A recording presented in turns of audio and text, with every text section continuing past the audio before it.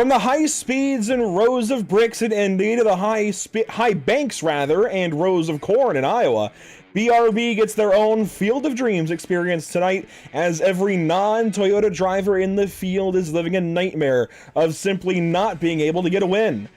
Will they wake up the field with a Chevy or Ford win tonight, or are they lost to the never-ending cycle of snoozing the alarm? Welcome to Pit Stop TV in the virtual Newton, Iowa. I'm Andrew Cardinale IV, once again with Super alongside this evening, and it's a pleasure to join you for coverage of the BRB Sundance Pro Series. Tonight's coverage from Indianapolis, or rather Iowa. See, left the Indy part in there, but tonight's coverage from Iowa is brought to you by Sundance Pizza, MX Wraps, and the BRB Racing League this evening for tonight's Cut It 200. I'm excited to be here with you, Super. This is an exciting racetrack. It's one that it kind of lives in purgatory for me. I don't really think of it as a stellar track necessarily, but it's certainly not a bad one. It always puts on some kind of good racing. Sometimes, yeah, it gets strung out, but that's the way racing goes, right? This is a track that can be mastered, and when someone gets it right, boy, do they pull away. Yeah, it's just such an odd kind of track, right? There's no real way to explain it. You kind of just have to drive it and feel it for yourself. There's no real way to understand what's happening. You kind of just have to just pray and hope. I very much agree with that. It checks in at 7/8 of a mile, and if you've never noticed it in the track logo, hopefully you do now. That little IS is a 7/8. So anyways, hopefully you see that now and never forget it. But yeah, Iowa Speedway is a really cool place to race, and especially with these ARCA cars, they are very much in their element this evening. Here are your standings coming into tonight's race. Coulter Clark still on top with his 3 wins. It was Gavin Rogers who won last week, and so technically we do have a non-Toyota win, but not for a points driver. Gavin's not racing full-time, not racing for points. We have yet to see a points driver win in anything but a Toyota Camry so far this season. Does that change tonight? Well, who knows?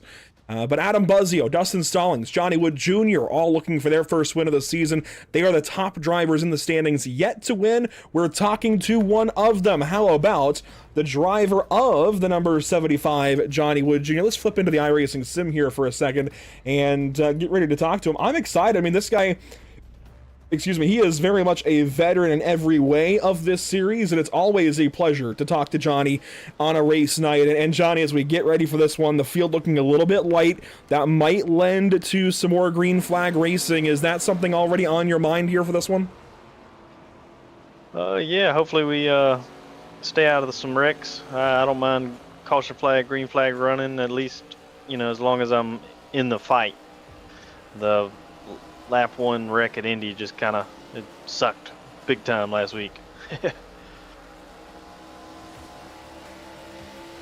Yeah, and you mentioned that wreck. What are you looking forward to for this race to try to make up for that? Yeah, we're going to try to get through half the race, kind of play it safe, stay out of some stuff if we can. If we can take off and do good, yeah, we'll take it. But if not, I'm just kind of hang out for a little while, learn a lot, see if I can follow some people, and then, if I feel like I need to push, get up to the front and, try to win. We might change course and try that, but we might just try to pop a couple points and move on. We'll see. We'll feel it out. We'll see where everybody's at, what the aggression level is.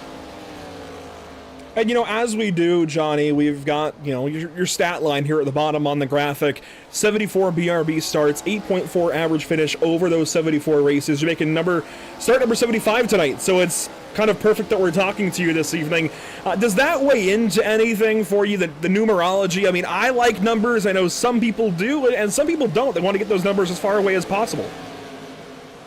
Yeah, I mean, that's cool. I don't have anything to look at that, but that's pretty cool. I didn't know I've started 75 starts. That's interesting. Maybe I will push tonight. Yeah, I did want to ask you one more question here. So we, of course, have a wild spread of drivers this season. We even brought in a few that hadn't run seasons past and some that have. And in fact, Ronnie Norman, right? He's run back in season 1, and so he's kind of like a throwback driver to add back into this. Has that changed the vibe for you at all on Tuesday, on race day, adding in some of this fresh meat and seeing how everybody kind of coheres, if you will, these opening races of the season? Yeah, there's a few. I don't know if they're new guys or just kind of the ones that haven't quite got that, taste of a win, and they really want it. There's a few guys that try to go out there and push hard and dump people at the end of these races, and it's just like, that's what I don't like. But overall, it's been great. It's just some people just, in my head, in my opinion, just clean it up a little bit and it'd be awesome. I just hate getting involved in, reckless driving, and I'm just a clean driver. We're here to have fun, race hard. That's kind of the attitude I like. I don't like the intentional dumping and the cussing over the, getting all rowdy and stuff like that. I'm not really here for that. Fair enough. And I'm actually going to break my own rules. I'm going to ask you one more here, Johnny. So last week you got eliminated out of the brawl, right? Battling with Brendan, wasn't it? And obviously the lap 1 wreck kind of completely ruined your plans. Here you are now, eliminated. Is that a kind of thing? I know sometimes when like sports teams get eliminated from the playoffs, for example, they want the team that beat them to go and win the whole thing. Do you find yourself kind of wanting Brendan to win that tonight? Yeah, I think he's going up against Kristen Berry, the 11. The 11. Yeah, I would say I like to see the old the veteran get something. Fair enough.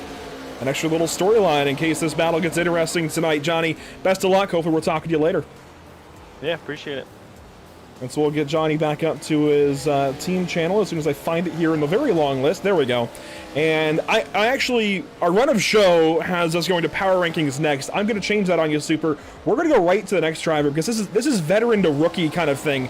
We're going to Ben Kinney next up, somebody who has only got 7 starts in this BRB Sundance Pro Series, and here he is, I believe, kind of flying lone wolf this evening, aside from the Dark Star guys, because Rusty was not able to make it. Rusty Rafferty not able to make it this evening. Hopefully he's feeling better soon. But Ben, this is kind of cool, actually. Not only are you a rookie who has kind of floated around the midfield of the back this season, you're 4th in practice so far. I mean, is this just fitting your wheelhouse?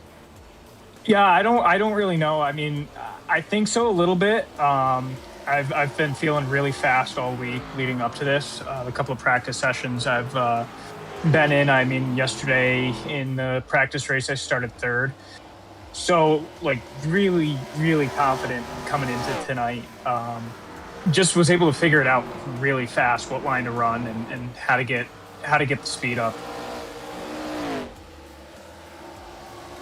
Yeah, and if, assuming you're able to carry this momentum on into the race, what are you looking for being able to have, knowing you have a fast car behind you? Hoping to stay clean and also tire saving. I mean, that's been my Achilles heel all season, is not killing my tires. I've been working on my throttle control a little bit these past few weeks. I mean, last week at Indy, it was the best finish I've ever had in this league, which isn't saying much, 6 weeks into my rookie season. But I've really been working on my throttle control, not getting back in too early, not burning things up as I'm going through the turns. And, I send my dad the link to the broadcast. He watches every week, and he always says, just keep improving. One of these weeks, you're going to put a really good run together. And I think this week is that week. I think so as well. You mentioned those finishes in these opening 7 races. It is admittedly a 17.4 average finish. That doesn't sound that great. However, you are up, on average per race, 6.7 positions. That is 4th most of anybody in the field. So while maybe you aren't necessarily lighting it up in qualifying, you are finding ways to pass cars in the race. Is that surprising to you? I mean, some of it's luck. We saw the whole move at New Hampshire on the front stretch there. Some of it's just opportunity. If I see guys making mistakes, I know to capitalize on it. And over the last few weeks of running, I've been able, I haven't raced, with the exception of Gavin and Sam. I haven't raced with any of these guys before.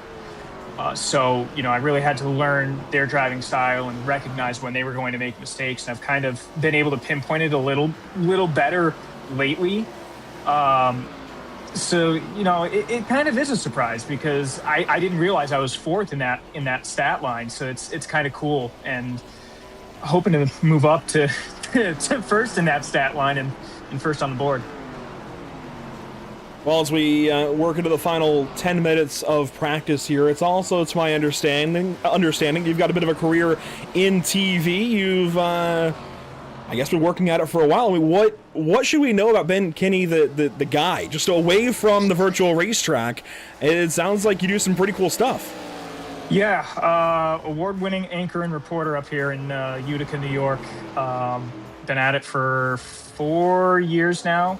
3.5 years, going on 4 years this coming August. A few more awards possibly coming here in the next couple of months. Fingers crossed. So this is my escape from the news craziness and the craziness of the news world. I'm a weekend anchor, so weekends are kind of slow, but when they're not slow, they are nonstop. So this is how I escape. Everybody has something different. A lot of my coworkers are writers or write in their free time, and I race, or I'm at the racetrack. My favorite thing is begging my boss to let me do a live hit at our local dirt track, which he's been gracious enough to let me do twice now. I'm gonna try and press for a third time here in a couple weeks, but we'll see how that goes. That's awesome, Ben. Good to talk to you before this race gets going this evening. The speed looks great. Fourth quick in practice still. Hopefully we're talking to you later on. That's the hope. So, thanks, guys. Hopefully you guys have a good luck charm. There we go. Ben Kinney in the number 41 this evening. He has been a lot of fun to watch these opening few races. Super. Just trying to find his groove with these guys, kind of working with the Dark Star drivers, and just getting a feel for this series in general. It's been a lot of fun. I don't really know anything about him before him joining BRB this season, but it's been a lot of fun to get to know him a little bit and learn more about him. And hey, that's the first time I think we've ever had two award-winning broadcasters in some way in the booth at the same time. That's pretty cool. Not to toot our own horns. But regardless, it's just cool to get to know more about Ben Kinney. I was trying to combine the names there, I guess. All I hear right now is music and race cars in my ears. It's very hard to focus. I don't know if you ever have that problem, Super, but there we go. That's a bit quieter. But it's good to talk to him and just learn more of these guys' stories. And as we talked about with the bracket brawl there with Johnny, there you see Brendan Maddox up against Jake Christenberry this evening. That is the bracket brawl we're watching. It's the final matchup, head-to-head, 1v1, mano-a-mano to settle it all. I believe it is a $50 reward to whoever does win that. And certainly, Brendan looks to have the upper hand currently, but only by about a tenth and change on the speed chart. So, very cool that we've got ourselves a decent little battle here, both in the top 8 here in practice thus far. I mentioned power rankings. We'll get to them, I promise. Let's take a look at them here, actually. And they have changed a good bit, actually, from Indianapolis. Super, I don't know if you went back and watched Indy last week, but boy, it was an interesting race, to say the least, with the lap 1 mayhem in turn 1. This is how things have changed. The top 4 hold their positions. The top 3 all gained a little bit, all the way down to 0.2 for Brendan Maddox, the gain from Indy to Iowa. But Johnny Wood Jr. lost some points very slightly, and then you see from there just how crazy everything got. 3 new drivers in the top 10 that were not in the top 10 last week. Scott Fritz dropped down a spot just barely to Dustin Stallings. And then Zach Maddox, that's the big gainer. He's the only driver in the top 10 that gained in the power rankings. He's up from 10th to 7th. Very impressive from him. Yeah, sorry, it's just crazy to look at this thing. So many people falling out, so many people coming back into it. I like how it really shows the intensity in the battle that we have in this mid-pack. I really like seeing that. It shows that, right, it could be anyone's weekend, as we also actually see with Ben Kinney currently in 4th in practice.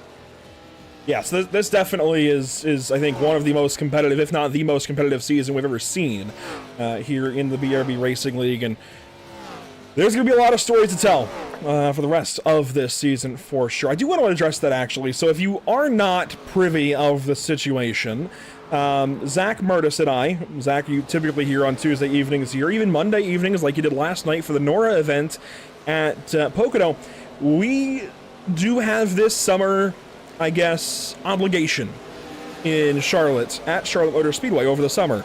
This will be my 8th year going to and working the broadcast side of the Cookout Summer Shootout held at Charlotte Motor Speedway by US Legend Cars and NX Racing.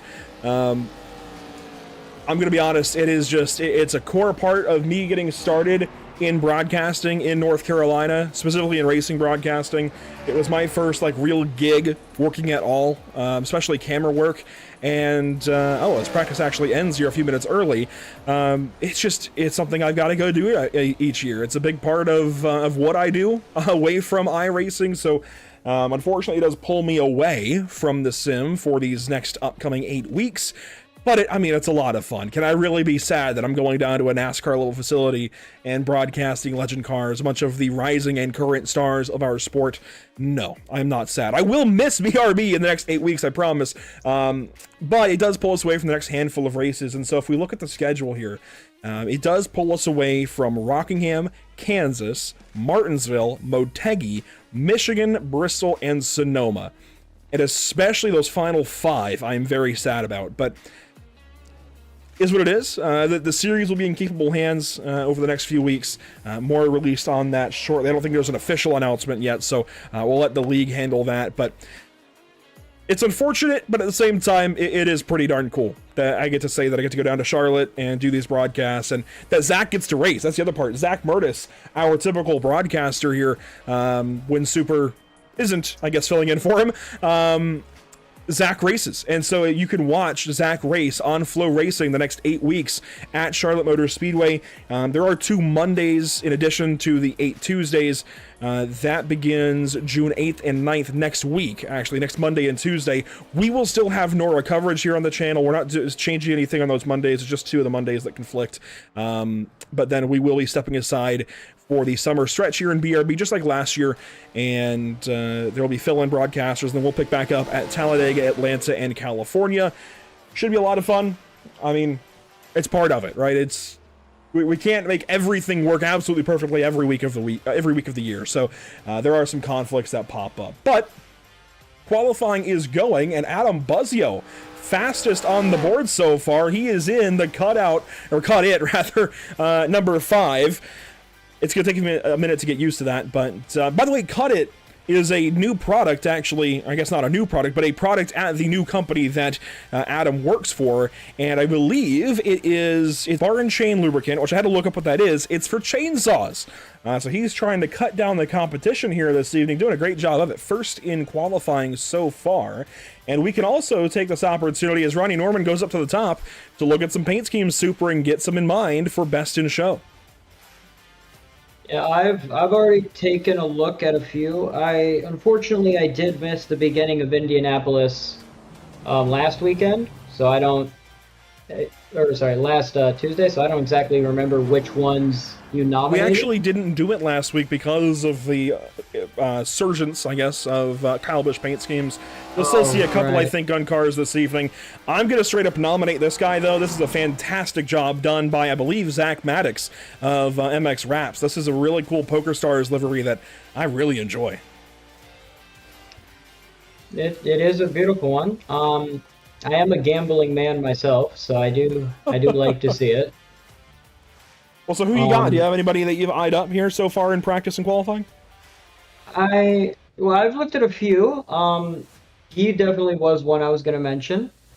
Another one that I would have ended up mentioning, actually that I am going to mention, is Jake Christenberry in that 11. I don't know if we can get a view of him. He's not on track right this second, so give me a moment. I'll hit replay, I suppose. But I was looking at him, and I was looking through all the cars, and that one just really caught my eye. Here we go. It's a beautiful one. There's Christenberry in the number 11. We'll leave the times up on the left side of your screen But there is Kristen Berry in the number 11. That is actually a throwback, if you didn't know, to Eric Almirola's Smithfield, I believe, Patriotic Paint Scheme in, I think, 2018. I did not know that. I know this might sound crazy, but I do not keep up with Eric Almirola that much. Fair enough. We will get that logged in the vote nominations. I think we can take a second and just recap qualifying actually here at the very end and nominate 2 more on the grid since so many drivers are already out of their cars for qualifying. But that's at least a look at a couple. Those are nominated, and we will add a couple of more here at the end of qualifying. Weather conditions here in qualifying, at least here they are, presented by MX Wraps.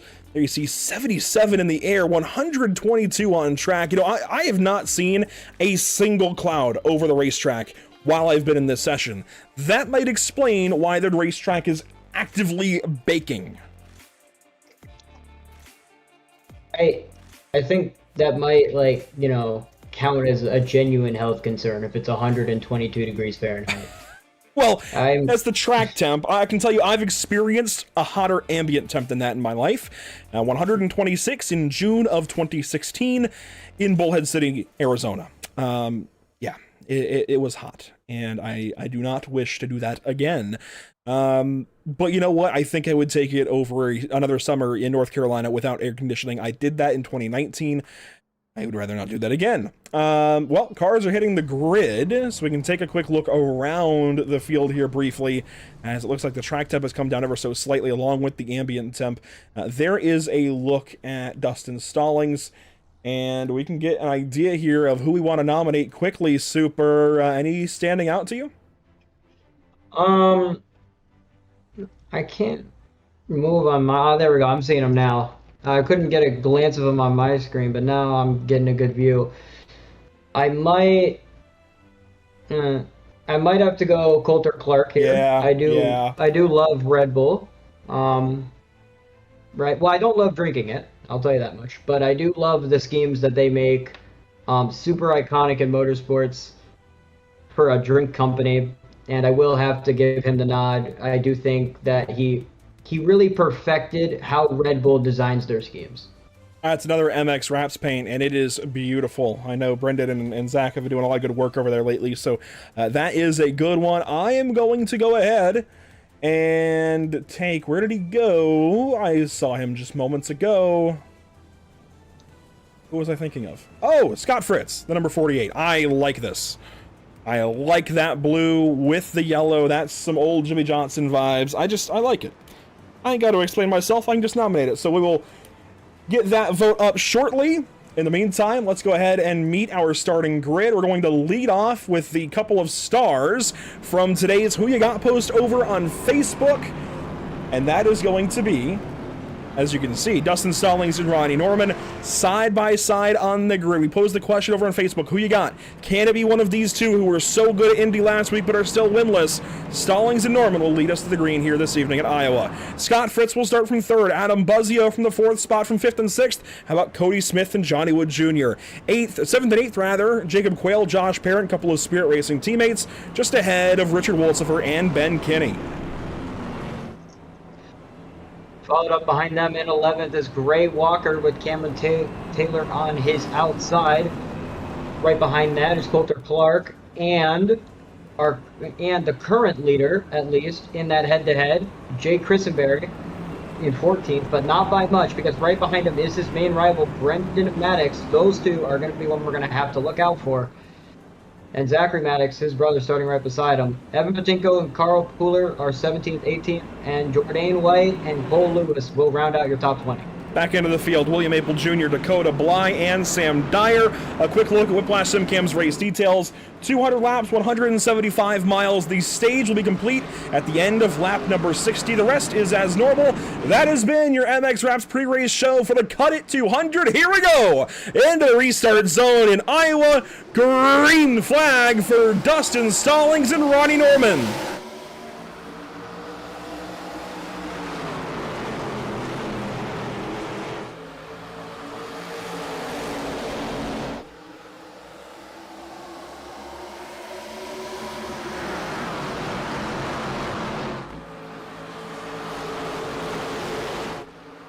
And to the stripe to complete lap number 1. There goes Stallings, the race leader.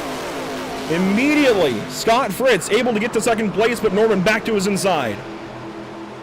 Side by side for second, and side by side, a lot going on from behind as we see a great view of them.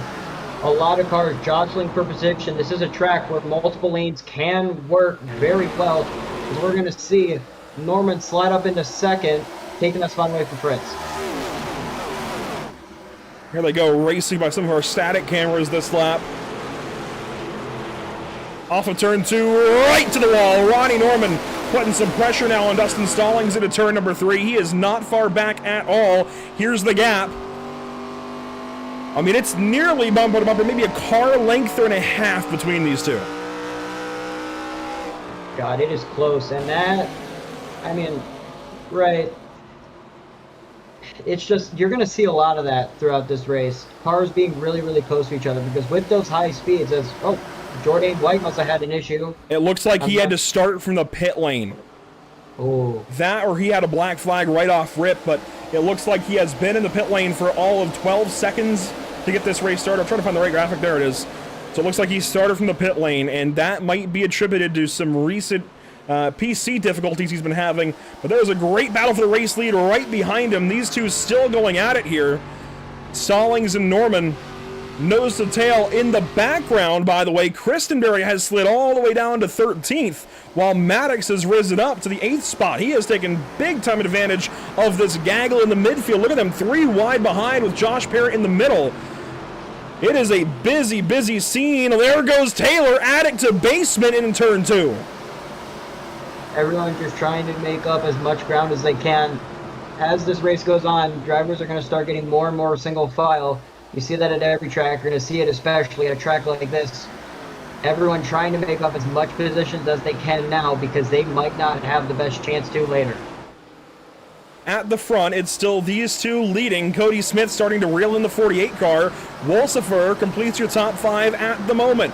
Quayle, Buzzio, Brendan Maddox, Gray Walker, and Johnny Wood Jr. complete your top 10 here on lap number 7.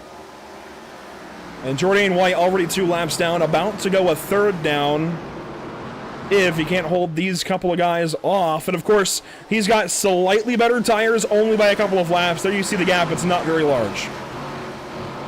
Yeah, I mean, I don't really think that much of a tire advantage is going to help at all. As we see Smith in the background trying to make a move on Fritz. Going to send it down on that inside.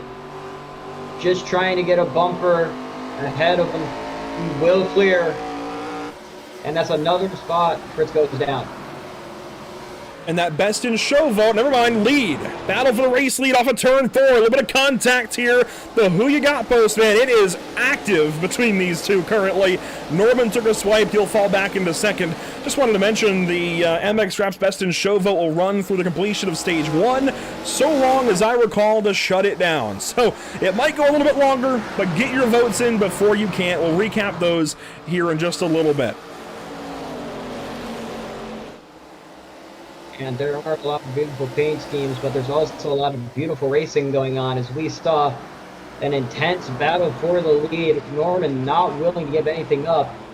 He's trying to send it in there to just make up any bit of ground that he can. And Stallings just running his own line. We got a little bit of movement in the back. This is the first side-by-side battle. Yeah, 10th place. Clark gets the spot. Here comes Johnny Wood back on the inside. By the way, Ben Kinney, who started top 10 tonight, he is down to 16th. I'm hoping that's just early race woes and that he can get the race back under control here soon, but he has lost about 6 positions since the green flag just 12 laps ago. Johnny Wood Jr. now. Here comes Jake Christenberry to his inside. That will be for position number 11. For the number 11, he'll jump up 1 more spot. I think there was something that happened in the background those opening few laps while we were watching the leaders, because I saw timing and scoring going crazy, and he's gone from 14th only up to 11th, while Maddox is up to 8th. So I think there was a checkup or something those first couple of laps that we just didn't see because we were watching the leaders. Yeah, and you know, everyone's trying to make up as much as they can. You ended up saying Kenny ended up falling down a whole bunch of spots. and Maddox went up a whole bunch. I think something happened. Maybe someone got loose. A lot of drivers had to check up, and those towards the back or mid-pack were able to slide their way through.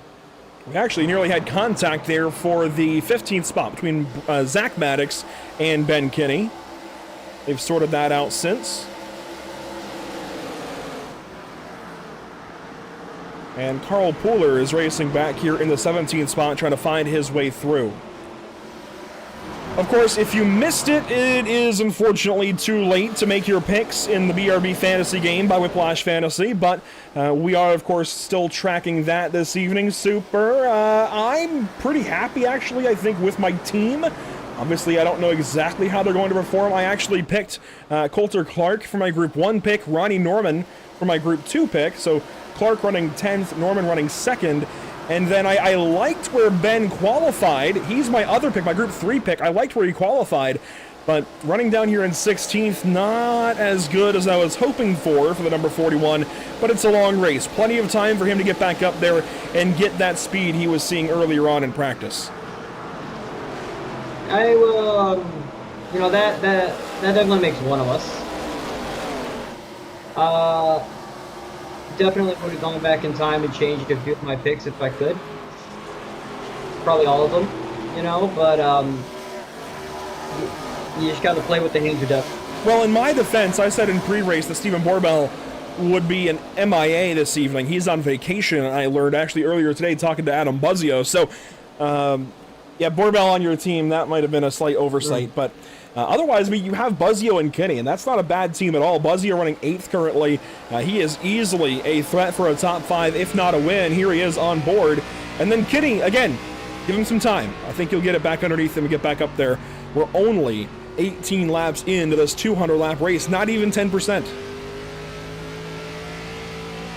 Okay, all right, we are in for an eventful night.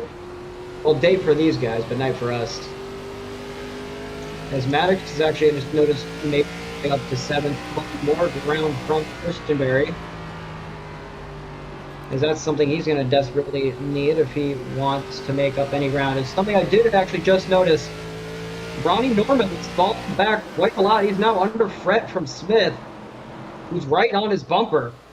I think those tires starting to burn off for the 17 car. He was in the dirty air of Stallings for an extended period of time.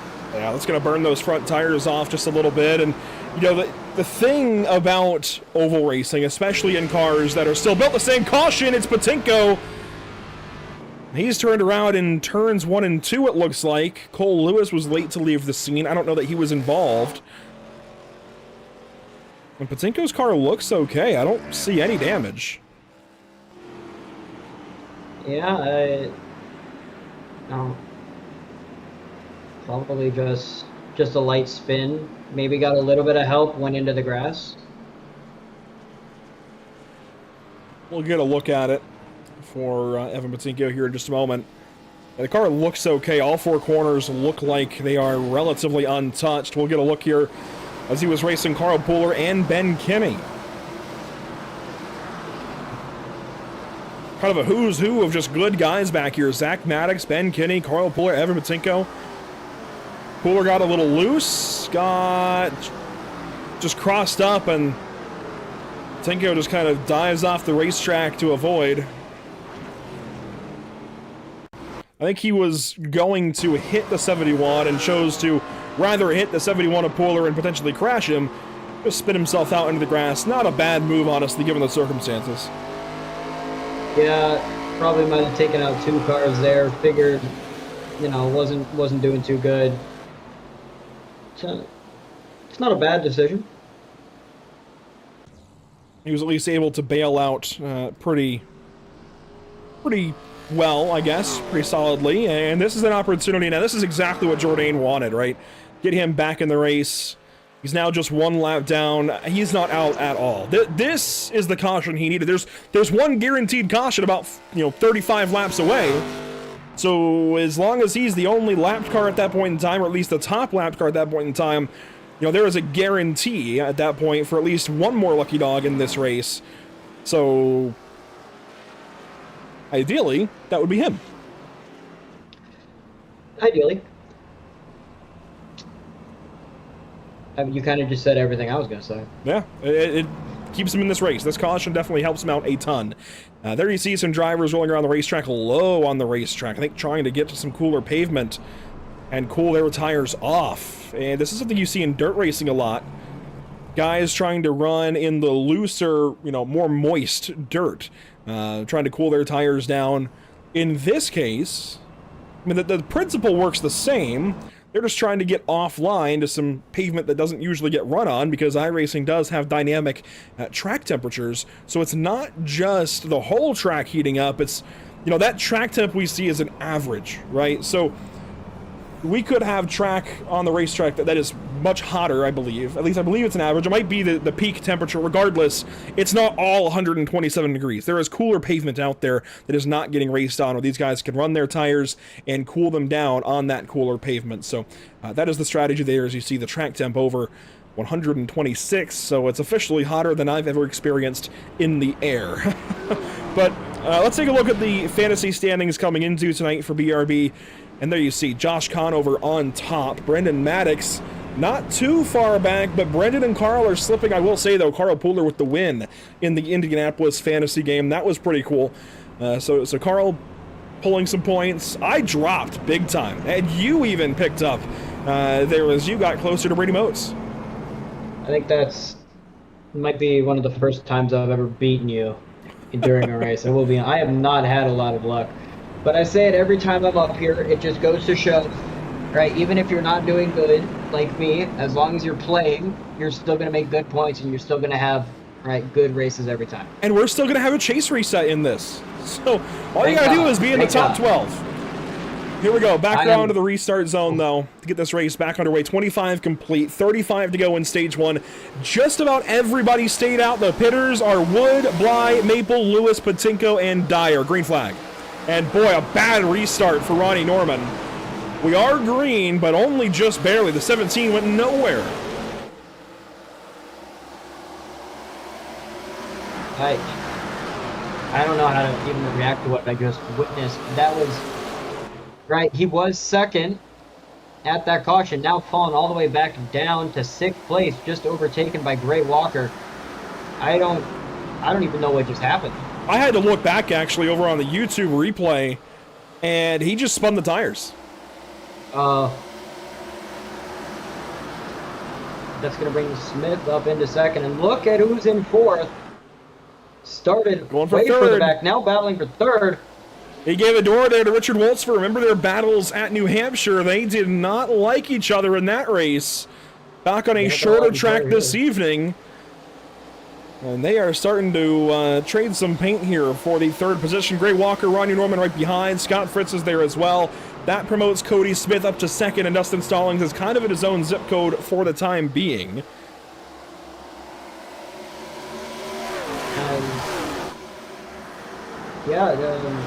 Christenberry, he's trying to make the move on Fritz. He needs to catch up to Maddox, who slides up into 3rd ahead of Wolsifer. Wolsifer's going to have a try shot back at him, sliding to the inside for turn 3. Will clear him, but is Maddox going to have a switchback? It does not appear so.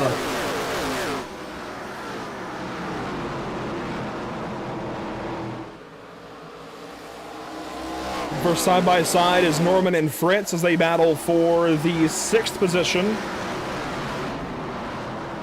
You see the side-by-side of Christenberry and Clark just behind. The top car on tires is Johnny Wood Jr. still in 15th. He is on the inside, though, of Ben Kinney. He backs out in turn 1 as they fan out into the corner. Coulter Clark 3 wide with Ronnie Norman and Adam Buzzio. Buzzio falls out of that. This place is active tonight. I told you earlier, right? I mean, sometimes it's super racy, sometimes it's a little more calm. Tonight, I think we're getting a racy track. Yeah, it appears so. A lot of drivers have decided to go at it. Ever since the restart, there's been at least 10 lanes of side-by-sides with them, it feels like. Everyone's just going at it. They're trying to do as much as they can. But, again, you have to remember, it is very hot on track today, so these tires are not loving the idea of racing this. You see some of the fan cam perspectives, problems. Christenberry down through the grass. He's going to get back on the racetrack. Watch out. Oh, Dakota Bly, and he's going to spin it. Christenberry slides onto the apron there. No caution. He didn't go all the way around. And there goes the competition in the bracket brawl, at least for now. It's still a long race. Let's see what happened here to the number 11 as he was racing with Coulter Clark. Did he just get free? Was there contact? You see Fritz up top. He got alongside Fritz in a hurry. I think he might have come up into him, maybe. Oh, yeah. Fritz just drove down. Look at the love tap, and that's enough to send him. I think Fritz was trying to position himself on Walker there and ended up, in turn, restricting the corner off. Well, I guess the track off the corner there for the 11 car. Here's another look at it. From high above, you see Fritz just takes that lower exit, and Christenberry is expecting to be higher. That's the trouble, because, you know, technically there, it's the trailing car's responsibility to allow room for the leading car in that battle, but at the same time, there is an expectation of what line to take on corner exit, so it's really, really difficult, and, I mean, Christenberry is worrying about a million things in the car, just like Scott is, so it's tough. That's just racing sometimes. Yeah, he's really, really going to be hoping that he can stay on that lead lap for the stage. As I'll tell you who is very happy about that, the man who's currently in 4th place, Brendan Maddox. Boy, that was a big dive in turn 1, though, for Scott Fritz. He was right underneath the 4 car into 1. Now Clark fires back it out on Buzzio. A great fight out the front of Fritz's car, and you can see Brendan Maddox just up the road. He's trying to get back to the inside of Richard Wolsifer. That's that green and white car with the black rear bumper. About 4 cars up now to the inside of Wolsifer there in turns 1 and 2. I mean, this is the best seat in the house, I feel like, right now. Yeah, especially because you also get to see what works and what doesn't. Because what I've noticed so far is that in 1 and 2, if you cannot get clear coming out of the exit, that car on the outside lane is going to have a huge run, right? So Fritz might also be seeing what can work, what can't work, and he can try and use that later on in the race. And here comes those fresh tires. They're finally kicking in here for Johnny Wood Jr. up to 8th now. Remember, he started back in like 17th on this restart just about, what, 15 laps ago? I believe so, right around then. That's when the caution came out. Wolsifer and Maddox side by side at turn number 1 here. Maddox is on the outside that time, trying to cross back over to the inside. He gets down there. That will give him position here into turn number 3. Can he do good on that? Dives off into the 3rd corner. Bit of a slide job and a crossover here from Wolsifer. Maddox is free. These guys are just trying to hang on. Door-to-door contact there. You mentioned it earlier. These two did not like each other from Martinsville. I think that same hatred might be peeling over. As look at Clark really trying a new lane on that outside. We have some blinking there from Walker. Here comes Johnny Wood on the inside. Johnny is Richard's teammate, and Johnny is about to drive up. He might go for the win in this stage still. He's got 20 more laps to get it done. The person who, like, as someone who picked him to win the stage, I really hope so. Fair enough. He is rocketing through this field. Sorry, I just noticed someone in the back lost a whole bunch. Who is that? I think that might be Quail. Yeah, I saw Quail off pace. He just lost a few positions. He's now behind the 12 of William Maple, who runs in 14th. Coulter Clark racing on the inside now of Wolsifer. He sees Maddox out his windshield. I was going to say earlier, this felt like the first race all season on a traditional oval where Coulter Clark looked a little bit human. Of course, he was in the crash last week at Indianapolis. That doesn't count. But he has got 3 wins already this season. He won both Dover and New Hampshire races, 2 and 3 of the season. Did not win races 1 or 4, and then fired back, not in race 5 at Texas, but actually race 6 at Daytona Road. He got the win there on the first road race, or I guess second road race actually of the season. It was Zach Maddox at Daytona for the season opener, Cameron Taylor in race 4 at Mexico, and then race 5 at Texas went, I believe, to Brendan Maddox. And race 7 last week went to Gavin Rogers. And by the way, I mentioned earlier that Gavin might have won in a non-Toyota. He actually did not. He is typically a Ford driver, but he won in a Toyota last week at Indianapolis, as drivers were allowed to change manufacturer in order to honor Kyle Busch if they so chose. Meanwhile, battle for second here off the corner. Johnny Wood Jr. is lapping much more quickly than either of the two cars ahead. But will these tires plateau here soon? Let's start to look at some lap times. I mean, Dustin Stallings' last lap of 24.667. Johnny made up about just under a tenth that lap on him. That said, he's battling here with Smith. Yeah, and right, what tires typically tend to do is that they'll exponentially kind of get slower and slower, which means that the difference between lap 1 to lap 5 is a lot more than the difference between lap 50 and lap 55. Would that be logarithmically, or I think it anyways. Depends on, it doesn't matter. It's both. Yeah. Depending on how you look at it. But so what you're going to see is, as the times go on, the tires are going to start having less and less of an effect. So he has to capitalize on these fresh tires as much as he can. He's trying inside. Look at a door banging on Smith. Very loose out of 2. The problem for Johnny right now is that Cody is slower in holding him up. Because that last lap, and certainly this lap as well, Johnny was slower than Dustin and Brendan in front and behind, and he was even slower than Cody that lap. I guarantee you, if he wasn't having to battle the 1, he could already be within about a second of the 0-0. Yeah, and Smith just doing a great job at keeping him back, not doing anything too malicious, but he is just making sure to stop Johnny Wood Jr. from getting to those lanes that he wants to get to. Yeah, he's not doing anything wrong. He's doing everything right here. He's trying to keep his position and make Johnny burn those tires up. He's just defending. He's playing the Ryan Newman strategy, being really hard to pass. He's doing a great job. By the way, the final driver currently in the top 10 for points here in the stage is Josh Parent. That's a battle currently with William Maple Jr. and Richard Wolsever. Here we go. Johnny might have him this time, maybe not. Yeah, I don't know. It's just he's got to find a good spot to do it. I think if I were him, I'd try to get a run coming out of 1 and 2, take that into 3 and 4, and just send it on the inside. I've seen a lot of moves get made that way. He's actually going to try and make a move now, squeezing him. He's going to get to second for a little bit at the stripe. I think he's got him here. He does clear him. If he can get up there, block him, yeah, he's got him. I don't know that Johnny still runs Dustin down, but that is at least a very important pass to make if he's going to try and do it. So 2.5 seconds now the difference. It'll be 8 laps to go here at the line, and Johnny is trying to run that 0-0 down as quickly as he can. We'll keep tracking these laps for a little bit longer here. I just want to let you know, Super, that Vegas is up 3-2. You know, so we were talking about this before we started the broadcast. Unfortunately, he is a Vegas Golden Knights fan. You can throw your tomatoes at him. I'm personally rooting for the Carolina Hurricanes because I don't want the Vegas Golden Knights to win. It's got nothing to do with him. I just don't want the Golden Knights to win.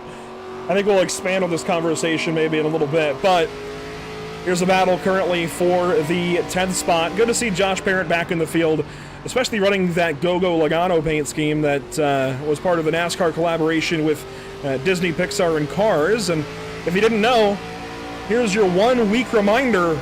The Cars movie turns 20 in a week. How do you feel about that? Old. That's probably the correct answer. I feel like my back hurts and I don't get enough sleep.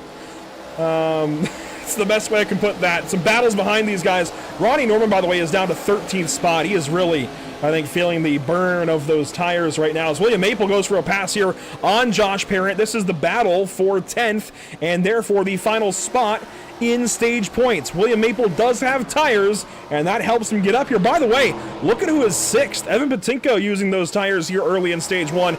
He's going to get some necessary stage points. And if we'll look back at the points here in a minute, I think.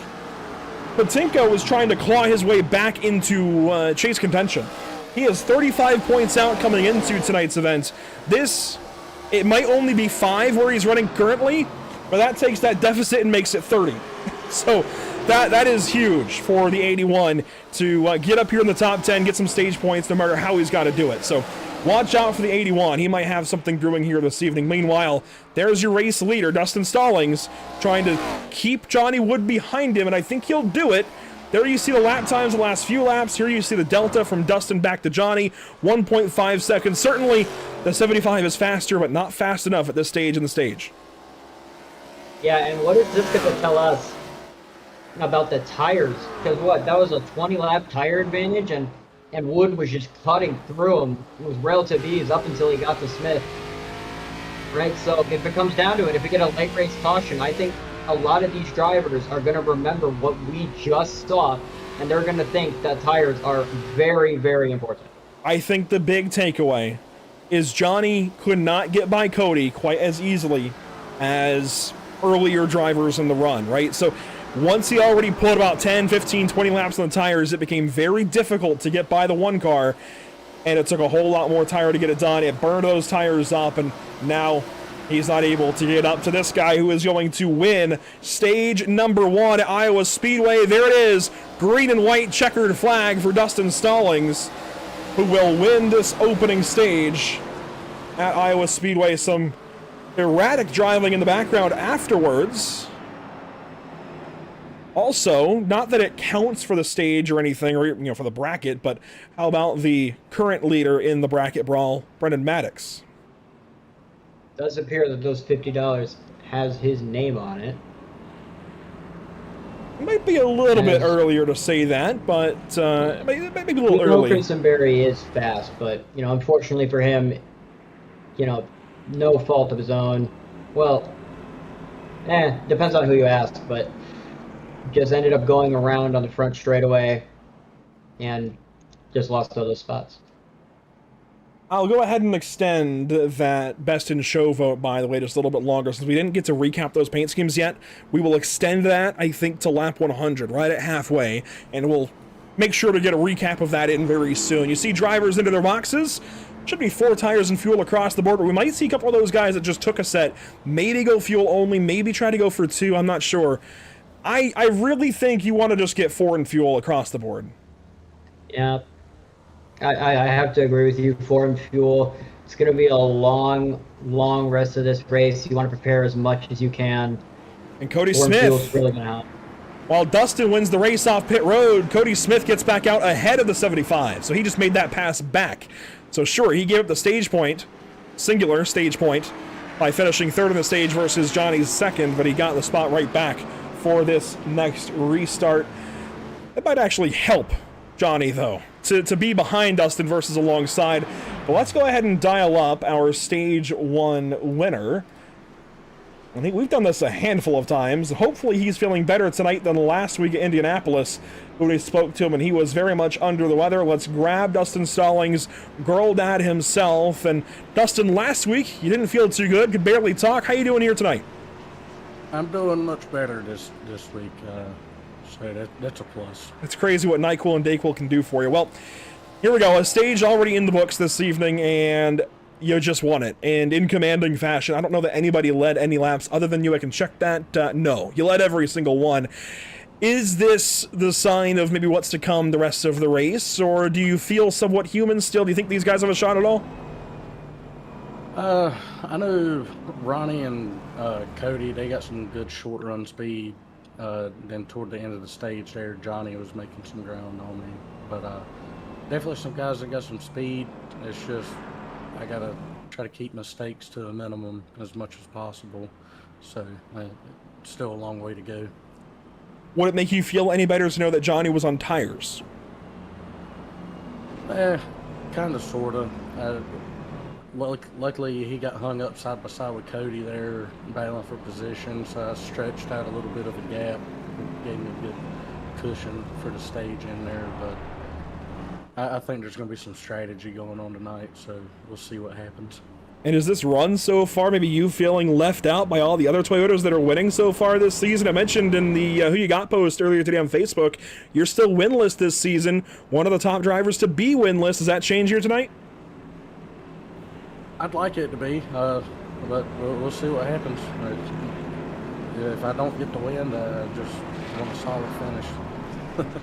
Hey, good to talk to you, Dustin. Best of luck. Thank you, bud. Congratulations on stage 1 to Dustin Stallings. We'll get him back up to his teammates as we get set for this restart. Dustin Stallings, Cody Smith, Johnny Wood Jr., Brendan Maddox, restart zone, green flag once again, and the cut at 200.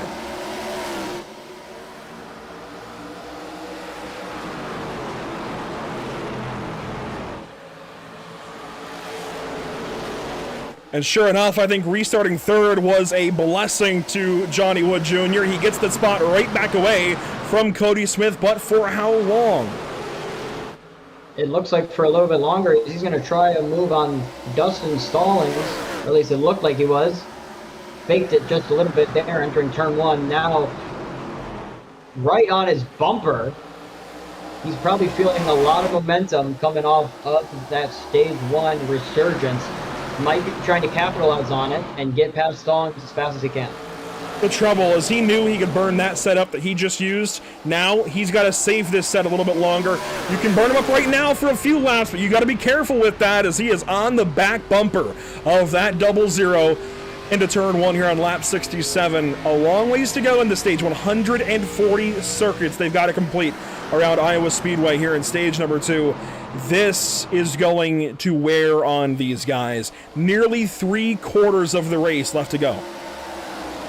Yeah, and right, you'll see just how fast these tires can wear out in this grueling heat. As you actually see Wood, at least into turn 1 from what I've noticed, he's peaking a little bit higher, right? And you see it right there, a little bit higher than Stallings is going. Not only is he getting clean air, he's also killing those tires. And now he's going to try and peak for a move down the inside into turn 1. Huge send. Going to clear Stallings. Can Stallings have anything to say about it? He tried to park the bus. Couldn't do it. Here comes Stallings back to the inside. He's going to send it back into turn number 3. So you saw the slide job in 1 and 2. No slide job here in 3 and 4. Who's going to lead lap 69? A nice run on the outside by Johnny Wood Jr. He leads it at the stripe. How about that for Johnny Wood? And just on his door there to turn 1, Dustin leaned on him a little bit. But I think we've got our first proper lead change. Sure enough, Johnny Wood Jr. has the lead into turn number 3. It is very exciting to see these guys go at it. We are looking at a great race going on in front of us.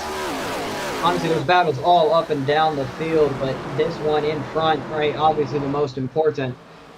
As Smith, now he was not battling Wood and Stallings. He might have a little bit more pressured tires. We might see him try to make a move on Stallings, as Stallings will peak to the inside, nothing coming from it.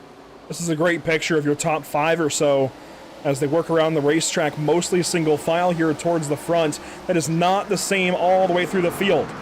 There is Josh Parent, just ahead now of the 5 and 81 of Buzzio and Patinko, respectively. And Parent and Patinko are former teammates. Buzzio is now one of the team owners of the team that Patinko drives for. I mean, there's just crossed up, I guess, lineage all over the field here this season. Everybody's been moving around a little bit. Sure, you have your veterans that are kind of stuck to the same teams, but otherwise it's getting hectic there as here we go, battle for second. Smith had the nose ahead there out of turn 2, but Stallings trying to fire it back. I think he might finally be looking a little bit more human. That spot across the line, though, still went to Stallings, but Smith back to the inside. Yeah, and Johnny Wood Jr. loves to see this. Smith, can he get clear? It's yeah, he will just be able to slide in there. Maddox behind, he might try to take advantage of a falling. Here comes Smith. Oh, nearly got into Johnny's left rear there. Christenberry into the top 10, by the way. He's starting to run this 23 car back down just a little bit as Dustin gives a shot there maybe to Cody Smith into turn 1. Hard fighting all the way through. We see side by side right back there for 6th place. There's quite a big gap between 7th and 8th. The top pack starting to pull away. I've noticed it is a lot harder, at least on restarts, to pass somebody when they are like on the inside. I notice on the restarts, we've seen a lot of action going on from the inside. I just want to point that out. If we see another caution, that is something to look out for. It also seems like it might be slightly easier to pass later in a run. Not really in the midsection. It's kind of hit or miss in the midsection of the run, but you know, early in the run on restarts, obviously everybody's bunched up, so it's easier to pass then. But it seems like as well, once the tires really start to wear out, there's a lot more variance among the field in tire saving, and we're starting to see that lend itself to better battles. Here we go. Change for 8th. Josh Parent getting passed up by the 11 of Jake Christenberry, who of course is trying to work that bracket brawl to his favor, trying to chase down Brendan Maddox. He wants that big payday this evening, and he's quickly going to run these guys down ahead as we're back side by side for the lead. Smith and Wood fighting again, just like they were at the end of stage 1. However, the roles are now reversed, as it's Smith trying to attack Wood. Wood is going to have that outside lane shot. Smith going to come up, try to take away a little bit of that momentum. Wood ahead at the stripe, but Smith with a big send on the inside. Unable to clear him. Here's Wood with a big run on the outside. And he will clear Smith. Oh, never mind. Smith going to send it right back in. Round 2. And again, contact in the wall. There we go. Watch out, everybody here. And there's Christenberry right in the back of his teammate. No caution for any of that. Oh my God. Smith tried driving him up just a little too much. And Johnny's done. The left front destroyed on Johnny's car. The 75 in his 75th start leading. And he's put in the wall, and his day is done. I don't know that he can even get back to the pits here, though.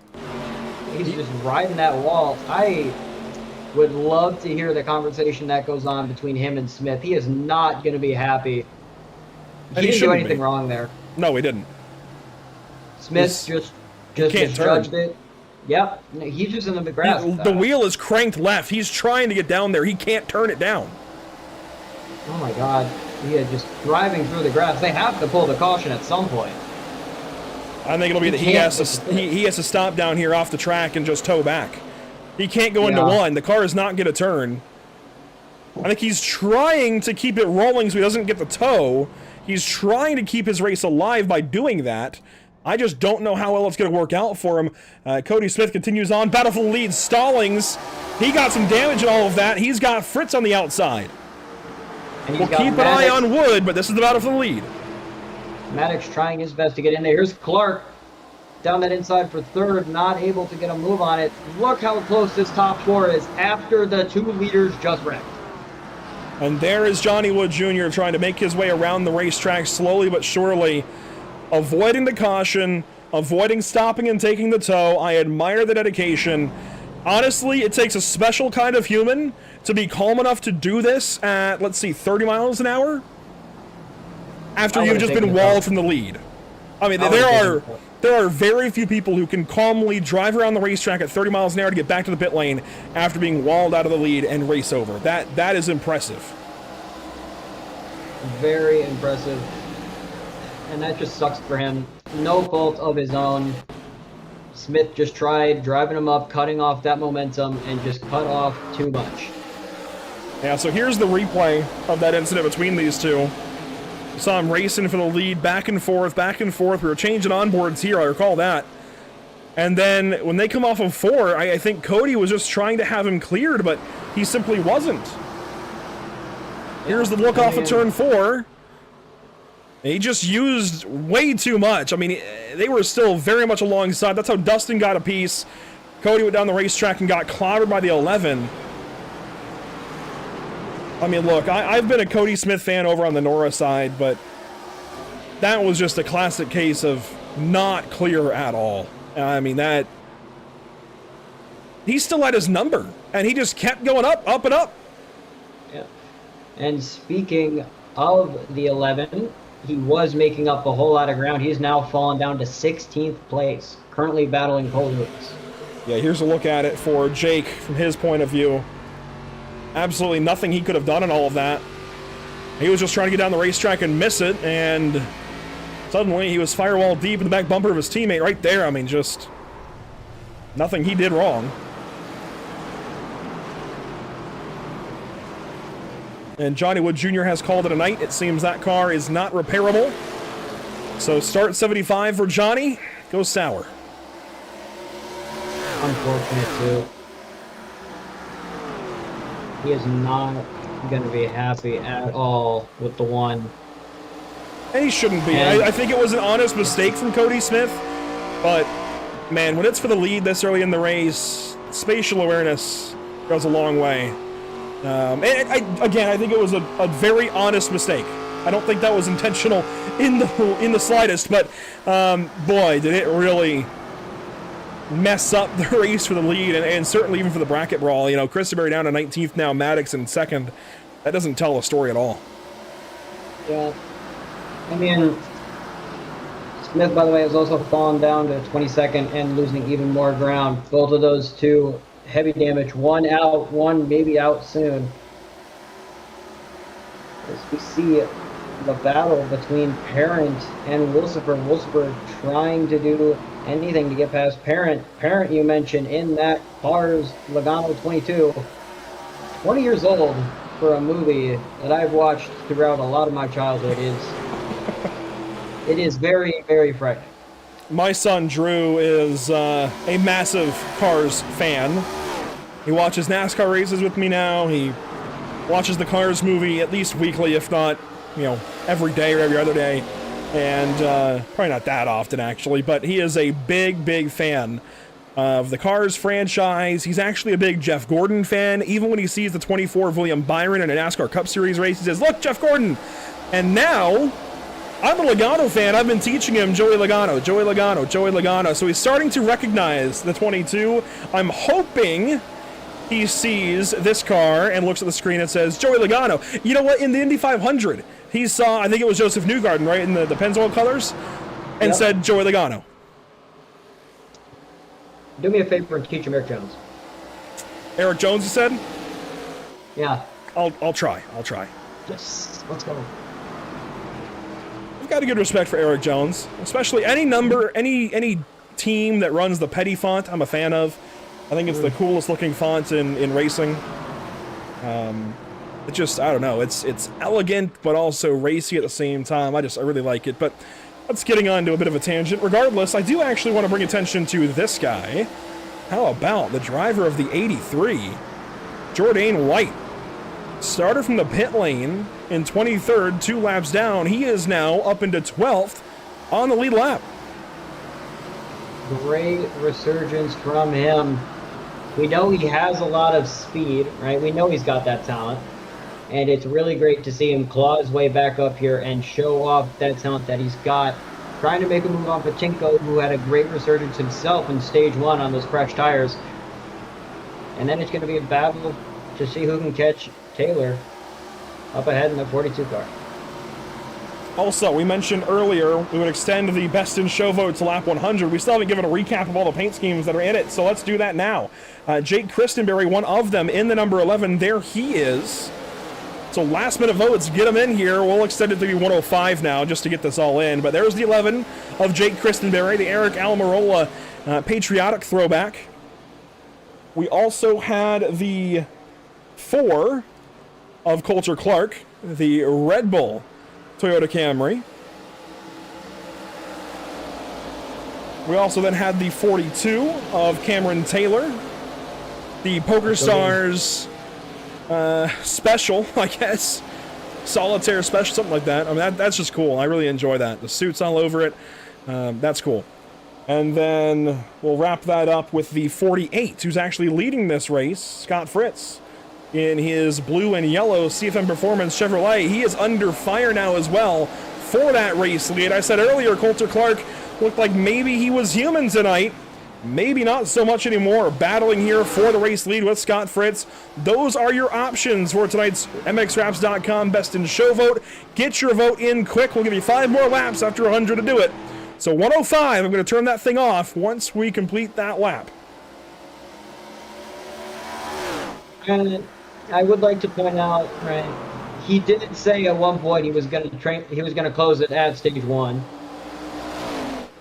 What are you doubling it? Well, I did, and we typically do stage 1, but we didn't get a chance. I also try to always go back through and show viewers that come in late what the paint schemes are and such. So I want to make sure everybody can see those paint schemes shortly before the vote closes. We can actually get some last-minute votes. I'm not seeing many votes roll in. If you're watching over on YouTube, it's a 3-way tie right now. How about that for some cars action? A 3-way tie between the 4, the 42, and the 48. 2 of them are on your screen currently. Heck, even just flip a coin between these 2. I don't care. I've got many. It has been, I mean, to be fair, I think all 4 of those schemes are absolutely fantastic. They are. They are. Yeah, like, there's a reason we call it the best in show, and it's because we're collecting the best that are in the show. How about that for some literal interpretation? I mean, that's how it is, though. That's exactly what it is. We're just trying to give these guys a chance to showcase their paint schemes, whether they did it, a painter did it, a company did it. In the case of MX Raps, it doesn't matter. We just want to give a chance to show some of the paint schemes throughout the field, and some guys do work on their own. Some guys get MX to do it. Some guys get other painters, and there's a few Harpoon cars out there in the field, so just an opportunity to look at some cool paint schemes and have some fun with it. Another thing to talk about. There's a great battle at the back of the field, though. Kristen Berry, Zach Maddox, Cole Lewis, Dakota Bly back here, Ben Kinney. These guys are mixing it up big time from 17th through about 21st. Yeah, I just love seeing battles all throughout the field. It really just goes to highlight how competitive this season has been. Even in the very back, there's still battles everywhere. Kristen Berry shoves the 14 out of the way. That's a little aggressive for 18th. For the lead, we're actually side by side right now going into turn 1. Clark trying to send it on Fritz. Gonna hit him a little bit. Fritz will go high. Clark trying as much as he can to side grab. Gonna slide down into 3 and 4. Will get clear of him. Are we gonna see a switchback? I think there was some contact there between them briefly down the backstretch, but they get it sorted out. And that pole, I'll wait just slightly longer in case anybody's behind the stream. But before we even hit lap 107, I'm going to hit that button. There is a clear leader now. I'm waiting to see if there's any last-minute votes. But Super, I think we can award this to the guy who just got passed for the lead. Scott Fritz got the last-minute vote in there to win tonight's MX Raps Best in Show contest. I do really like the combination of the colors there. That's what I like the most about the paint scheme. It's still a pretty solid design. I like the kind of half-tone between the blue, silver, white, and black. I think that's pretty cool. I just really like that color combo. It's very, very nice. Yeah. It's just so reminiscent of Jimmy Johnson. That's exactly what I thought of. Yeah, but it's also kind of got its own little spin on it, right? Not exactly copying Jimmy Johnson. It kind of has its own unique feel, and that's really what you love to see from these kind of schemes. Scott now running second to Coulter Clark. As mentioned earlier, Coulter's got 3 wins already this season, trying to make it 4 tonight to match his car number. That would also put him at 1 for every 2 races. You know, batting 500 at that point. Battle of the inside, though. Here comes Fritz back to the inside. You saw Coulter grab the wall off turn 2. And he's going to go very high, almost tagging the wall out of 4. Just barely avoiding it. There are some battles deeper in the field, by the way. Gray Walker, Ronnie Norman, they're starting to rough each other up here. This is for 7th and 8th. Richard Wolfsburg, Cameron Taylor just behind. Evan Patinko back here as well. He runs 11th. White still runs 12th. And pit stops are looming. Oh, look at that. How about that for timing? Ronnie Norman to the pit lane. And that's why you are an award-winning commentator. Not commentator. Award-winning broadcast director. There we go. That sounds more fancy. Well, Ronnie coming in here with about 49 laps complete. Do the math here to the end. That's 45 and 45. He continues to split these runs at about that length. So I think he's trying to do exactly that, as I guess this camera is at a pole. Regardless, there is the number 17 taking service. It'll be 4 in fuel, I would think.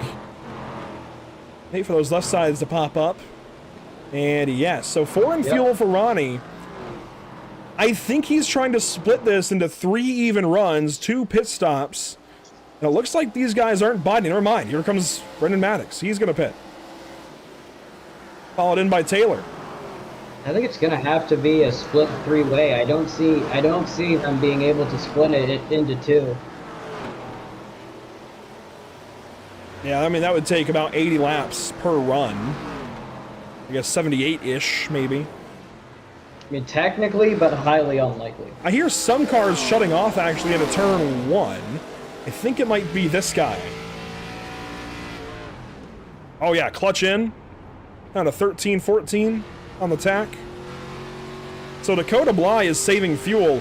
This is not the first time we've seen him do something like this. I think he's going for the long strategy, trying to save as much fuel as he can. Even there, clutch in, trying to save a little bit. Highly unlikely, but you know, you have to respect him for trying. He's already in the back. Might as well try something. Coulter Clark, Scott Fritz, they stay on the racetrack. No pit stop yet between either one of them. And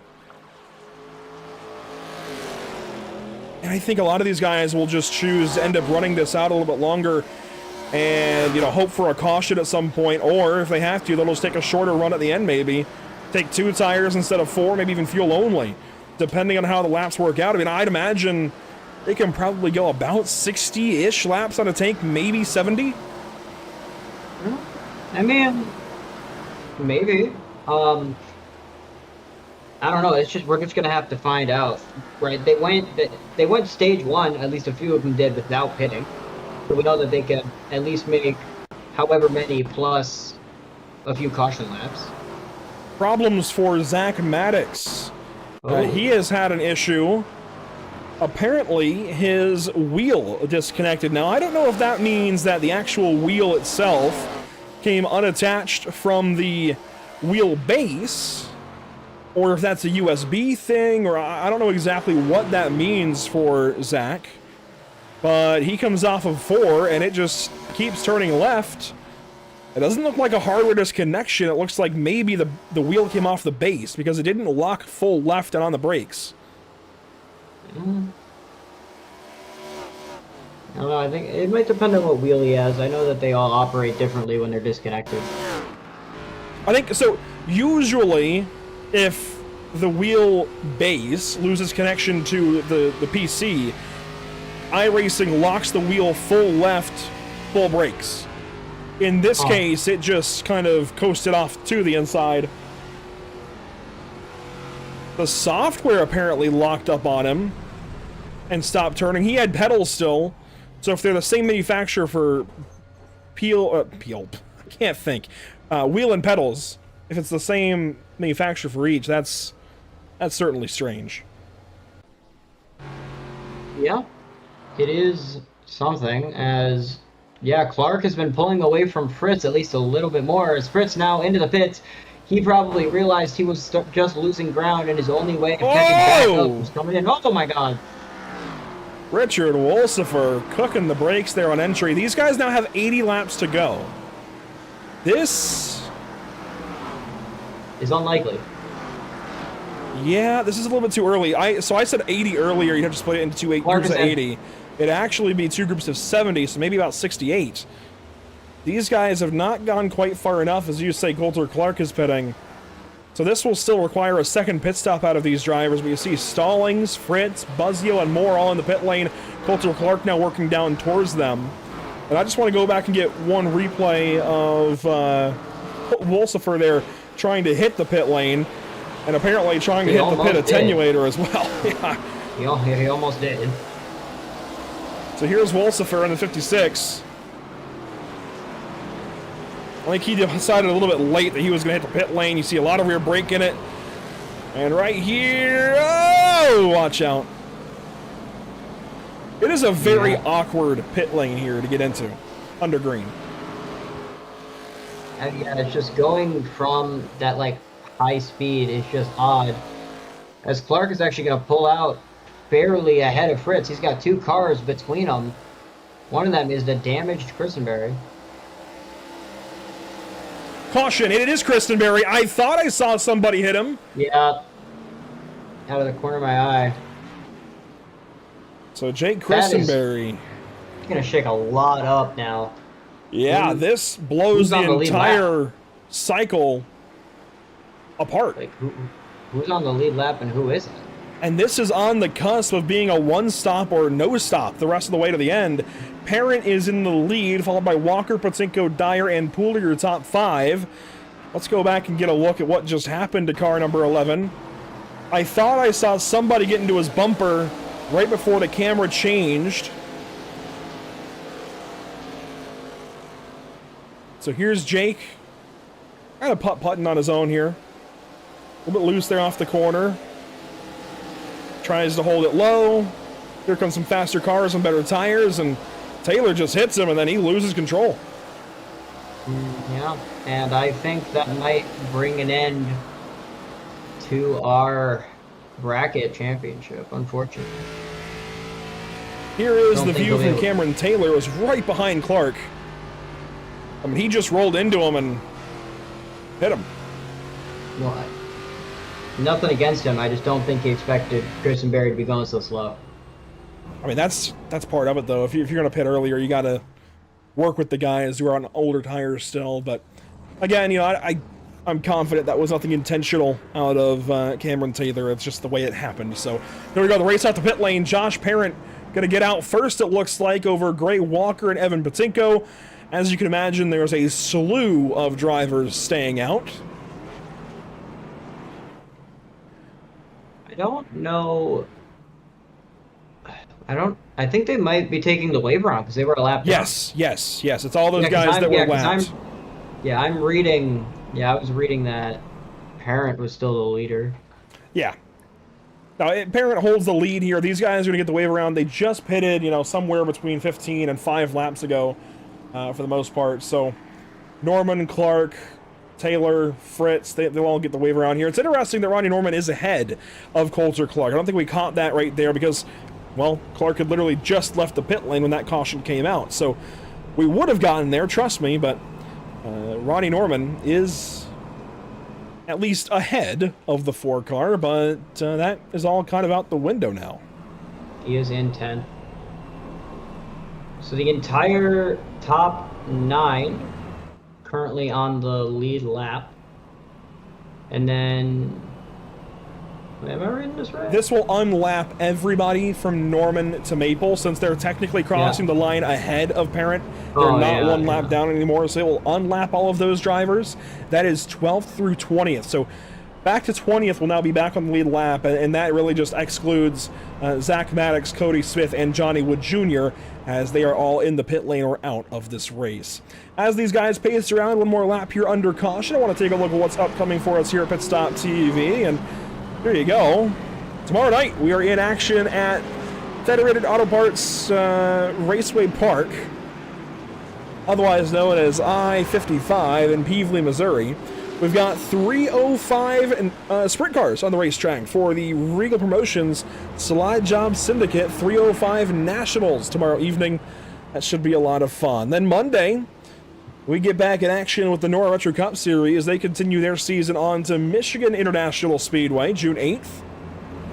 It'll be the legacy version there of Michigan with the 2003 NASCAR Cup cars, followed by 410 sprint cars next Wednesday at Knoxville for the Dirt Sprint Car Championship Series. Surprisingly, we are not extending this caution, it looks like. Everybody's still trying to catch up, and we're about to go green. That is a choice. Here we go. Restart zone. Josh Parent, Gray Walker, back on it.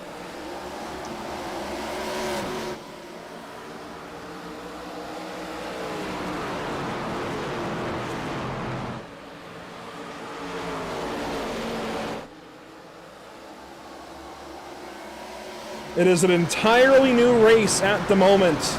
And all of these guys that just pitted under this caution, they are in the best possible situation they could ask for. They have track position and fuel. to potentially go the distance. All those guys that had the track position early, they don't have as much fuel. They're going to have to pit sooner. So these guys racing at the front ought to be saving gas. Yeah, I mean, now I wouldn't. The situation as we see Parent pulling pretty far away from Walker. First time really all race he's had that clean air advantage. I mean, even though these groups started to get separated, he's still been in the middle. And he's finally starting to pull away with that clean air as we're seeing Maddox being fought by Pooler. And Kinney's in 7th. Actually, he's made a really good bounce back. Fall down, but now back up. So I think Brendan Maddox may have been our lucky dog in all of that. I think he was, because he pitted under that caution. I think he might be the favorite to win this race right now. Well, yeah, because his main competitor is in 9th, Coulter Clark. Actually, no, he does also have Norman in 8th. They're both on older tires and less fuel, though. Oh. Yeah, and they have to cut their way through drivers with better tires. Yep. I really do think the 23 might be the favorite. I think it's close between the 22 and 23 right now. I will say Josh Parent is a pretty solid driver himself. I think it's between those two. And then I would toss in maybe the 18 of Walker, possibly even the 81 of Patinko. Because I don't think there's any path in which Clark or Norman have enough gas to go to the end. They need a caution. Yeah. These guys up front that just pitted under that last caution, I think they are close. I don't know the exact fuel number, but I think they're close. I think that they can save, right? Because, again, we saw them make stage 1, which was 60 laps, plus a few cautions, like a few caution laps in there. I think they... I don't know. It's too close to call. I think just to be safe, a lot of these drivers in the front will be saving. But I think that they can make it easily. Whoa. Oh my god. Coulter Clark on the inside here of Carl Pooler. Those drivers aren't directly teammates, but they may as well be with the association between Blackbird Motorsports and Maverick Motorsports. Up ahead, Jacob Quayle, Gray Walker, they're settling it out for 3rd. Quayle gets ahead, Walker falls back, and look at the race lead. Brendan Maddox has hunted that 22 down. He's just trying to find anything now, peeking on the outside, onto the entrance. Big run coming in. Is he going to try? He's peeking outside. Going to try to make a move with that big run coming out of 4. He's coming on the bumper now, peeking to the inside. Not able to do anything. Oh, but in the wall goes Parent. Down to the inside goes Maddox. Taking the lead for a brief moment. Will he hold it? Maddox on the outside, or on the inside, not able to clear Parent. So we're hearing that Ben Kinney did take fuel under the last caution, and that he is still short to the end by about 9 laps. Ooh. I knew it was close. I think you can save 9 laps, but you've got to be doing it from the drop of the green. Yeah, you've got to be saving now. I think you can save 9, and I knew it'd be close. I guess I overestimated the fuel just a little bit. As did I. So that's still a little bit more wide open, but I still feel like the 23 is best case scenario right now. Yeah, and what does that tell you for those guys, right, that pitted under caution, or sorry, before the caution? As Clark, I think Clark realized that he's not going to have any chance to save, so he's just gone full scorched strength on his tires. Currently up in 5th, trying to make a move for 4th. He's just trying to maximize everything he can because he knows he has to pit again. Goes down to the inside of his friend, Ray Walker. Battle there for the 4th position. Boy, this race, some races it's easy to pick out exactly who we're going to nominate for the North American Racing League Driver of the Day vote. Tonight... You want me to just spin a wheel? Yeah, that's kind of what I'm thinking. I mean, this is definitely a situation as there goes Coulter Clark on by the number 18 for that 4th position. Ronnie Norman, by the way, cannot get too far up. He is, I think he was higher than 9th at one point, wasn't he? And he's back now into 9th. He's got older tires than just about anybody. Actually, yeah, I think than anybody on the racetrack. I think he's got the oldest.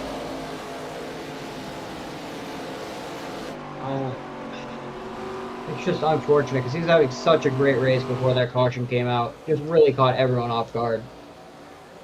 I mean, let's not forget Austin Stallings. He's in 13th. He's got damage from that incident with Smith and Wood. So that already took out, you know, the main players from the opening 100 laps or so and gave us a completely different race just after halfway, thereabouts. So this is a whole new situation for the entire field. As here we go. To the inside goes Brendan Maddox. He has got the 22 cleared. Josh tries to fire back. Crossover here down the front stretch. He's got the run on Maddox. He's going to have the lead for a little bit. And he will clear on Maddox, though. He's going to try the switchback on that inside. A little bit loose right there. Slide job again here. Can he get clear? No. Parrott hangs on his outside. But he is going to be forced high, almost clipping that wall.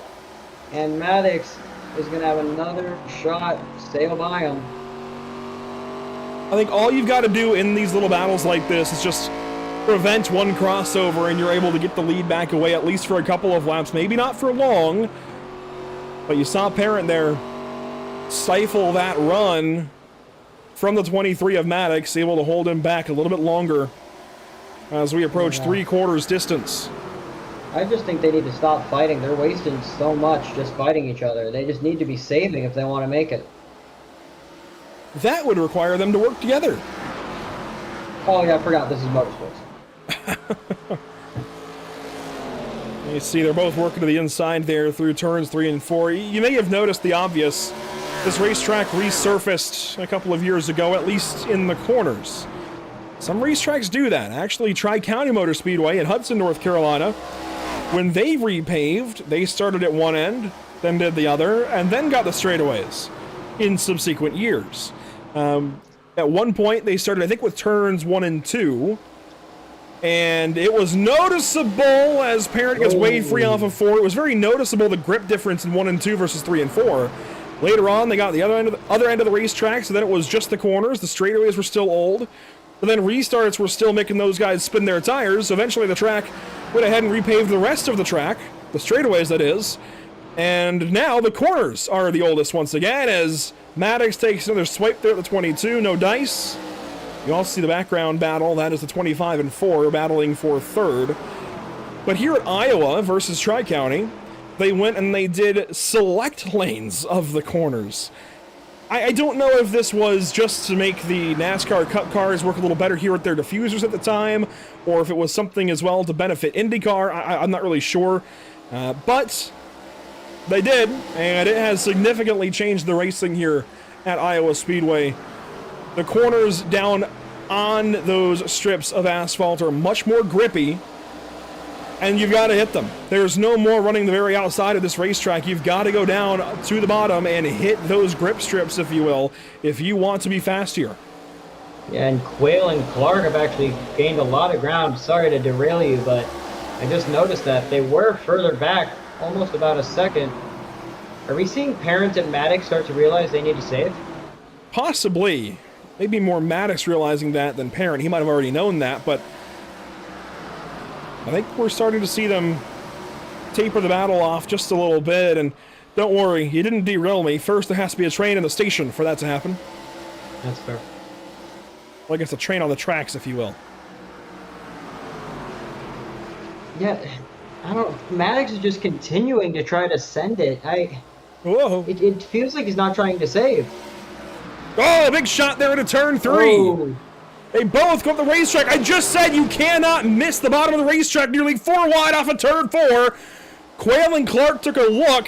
No dice. Now you see Maddox shuts it down into 1. He's going to get down to the inside of Parrott once again. He said absolutely not to Jacob Quayle. This is great racing at the front. This looks like Nashville a couple of nights ago. I think Maddox is starting to get a little bit more fed up with being out behind Parent. He looks behind and sees his main rival behind him. This starts to bring up the question, does Maddox think that he can't save enough and now he's trying to go as hard as he can? 100%. These four are not saving. There's no way. And that leaves Gray Walker back in 5th. So if you're looking to see the save strategy, that's who you're looking for. That 18 of Gray Walker. And even that might be a stretch. I think the first car you'd be finding that is saving might be like a Patinko or a Pool or maybe even a Buzzio or a Kenny back there. Somebody who's just kind of running a little bit off the beaten path. Meanwhile, these guys just continue to throw it off into each and every corner and hope for the best. They have calmed down slightly the last couple of laps, but not by a whole lot. Yeah, well, calm down is not a word I would have used. They're still going at it quite a lot, as we see almost side by side for 3rd in the back, and right, look how close he is. Slide job attempt there. He doesn't get clear. Crowds pairing up the racetrack. Contact off the corner ever so slightly. Maddox gets loose again. No dice. Down in 3 and 4 that time. He's going to try it again in 1 and 2. Sends it. Tries a slider. Puts the right rear in Josh's face. And Joshua Parent going to lose a lot of ground, sliding all the way down to 4th. Lost 7 tenths, almost 8 tenths now. Not going to be too happy with Maddox, but Maddox was trying to get by him the entire time. He finally got by him, I think, a little fed up though. And the problem now for Maddox is he opened the gate for the 4 to walk right on through as well. It's just, I don't know. Everyone is just trying to fight as much as they can. I understand that they feel like they have to pit soon, but it's just opening so many doors for these guys that could be saving. Well, and when do you pit? Because these guys are about 35 laps into a run now. If you're Parent, do you maybe go for an undercut right here and try to hit the pit lane in the next 5 or 10 laps, try to split this down the middle, hit the pit lane sooner, try to get a gap on these guys on those newer tires? I mean, they are running honestly, their last lap of 24.7, 24.6 really through most of the top 10. Their best lap is a second faster almost. You could easily put 10 seconds or so on these guys if you pit now. Yeah, if I'm Maddox, Clark, or Quayle, I think I would hold out for a little longer, hope a caution comes out that can save them. Well, look at Parent. But if I'm Parent or Walker, I'm coming in the next 5 laps. They need to do something, especially with Parent. He got shoved out wide, probably losing a little bit more tires. I feel like he has to make a gamble here. I think either of those two, they have to come in and they have to pit in the next 5 laps. Yeah, I think if you're Josh Parent, you've got to realize you are not running them back down. Those tires are cooked from that battle with Maddox. Go ahead, hit the pit lane here in a couple more laps once you get past halfway, and that'll be in a lap or 2 of this run from that last caution to the end. It's absolutely a gamble, but you know what? He's missed the last several races anyways. Take the risk. Go for it. See if you can get yourself a win here tonight. You've got to try anything, really. I don't know. It's just tough because that caution came out at such a weird time, completely flipped everything on its head. There's multiple different storylines that we could be talking about. Speaking of storylines, how about Ronnie Norman? He is back here only in 11th. He is really struggling this run. He's got the oldest tires of anybody on the racetrack currently. From what I can tell, yeah, 53 laps. That predates anybody else on the track. So not at all a good situation for Ronnie Norman.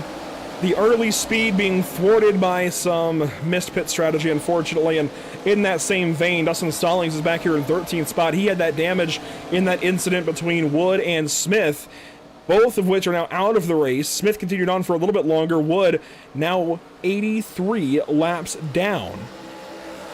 All the while, Dustin Stallings still trying to nurse that right front. It's still damaged. You see it there as he runs in 13th right behind Cole Lewis. Yeah.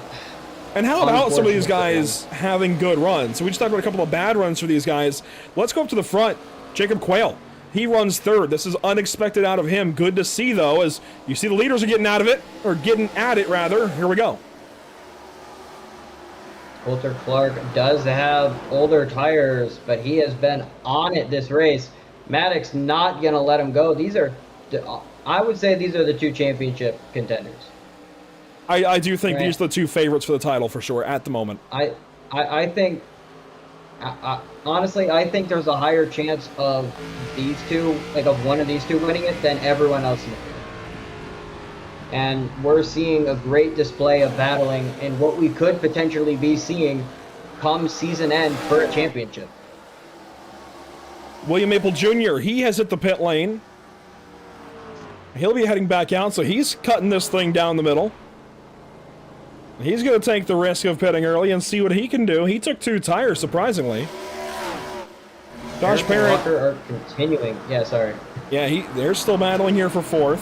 And those other drivers I wanted to talk about having a good run here tonight. How about right behind these two? Evan Patinko running in 6th. This is a huge night so far for the white number 81.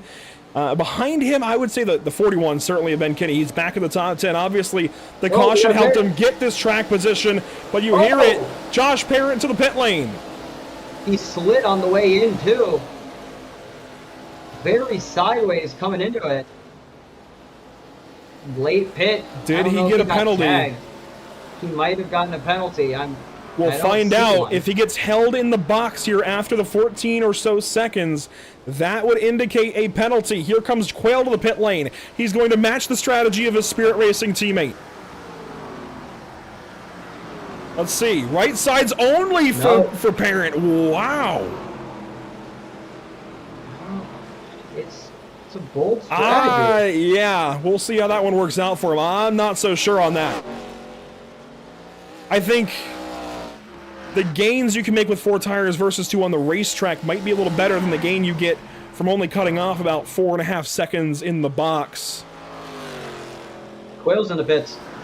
Yeah, Quayle's on exit now on the 25. He is working back out. He took 4. And so we'll see a very direct comparison between 2 teammates. If 2 is better or 4 is better. The distance on the racetrack. Here goes Quayle out of the pits. Parent is up into turn 3. Here comes Maddox to the pit lane. It's not going to do quite the numbers that Parent would have wanted, but the gap from Quayle to Parent right now, we are talking about 5 to 6 seconds. Yeah. What is Maddox going to do is the big question. He's in the pits right now. Right sides. Let's see, is the jack going to drop when he going to go? Yes, 2 tires. Yep, that's 2. I think it's a bold, I think 2 tires is the right strategy here. Because why waste extra time putting on the other 2 tires? All you really need is fuel. I do see the advantage of 4 tires, but I think if it goes caution, then the 4 is worth it, but if it goes green, I think 2 is just better. And look at that, Maddox is going to cover off the jump there from the 22. Yeah. I think that was his main concern, trying to cover off the undercut from Parent. And he has done exactly that. And so up at the front of the field, Clark is now about 2 seconds gone over Walker, Fritz, Patinko, and Buzzio. And this race is quickly coming to its precipice. Just 25 to go, that time by the stripe. And again, we have to be looking because there's some drivers who could be trying to save. They could be trying to go all the way. It's just a matter of who is going to try it. Because as we heard, 9 laps is a lot of laps to stretch fuel. You can do it, but it is, as we have here comes Clark in the pits. But 9 laps is just so many laps to stretch it. It's really just who's feeling bold. Wilsifer also comes in this lap. I do think 2 is the way to go, just seeing how they've fired off so far. Quayle is not making up as much time on those guys ahead as he would have liked with those 4 tires, so I will eat some words. I think 2 is the way to go on this run. Let's see what these 2 do. Clark, I'd imagine, has to go for 2 here. There's no way he takes 4. A slow release at 11.1 seconds. He did pit earlier. Remember, he had to take more fuel. That could hand the lead right back to the 23. That's a good point. And it does. We're gonna see. There's Maddox Yep. off of turn 2. A big lead for Brendan Maddox just by being in the pit lane a little bit later. Yeah, this definitely is going to shake a few things up. Maddox off of 4. Coulter just into 3. That is a big gap to make up in just 20 laps. And we could still get a caution. Oh, yeah. God, there's so many things that we need to consider. This race is anything but over. There's Ronnie Norman. He heads back out.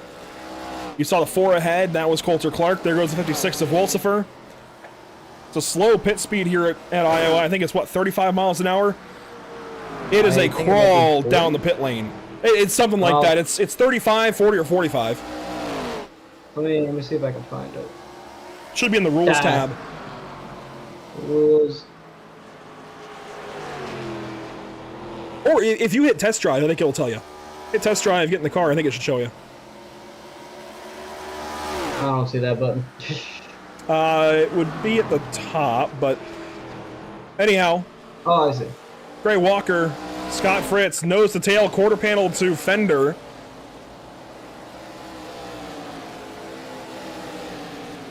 We just got past 20 laps to go. I'm trying to find the right time to do the Driver of the Day nominations. These guys staying out. I don't know when to do it.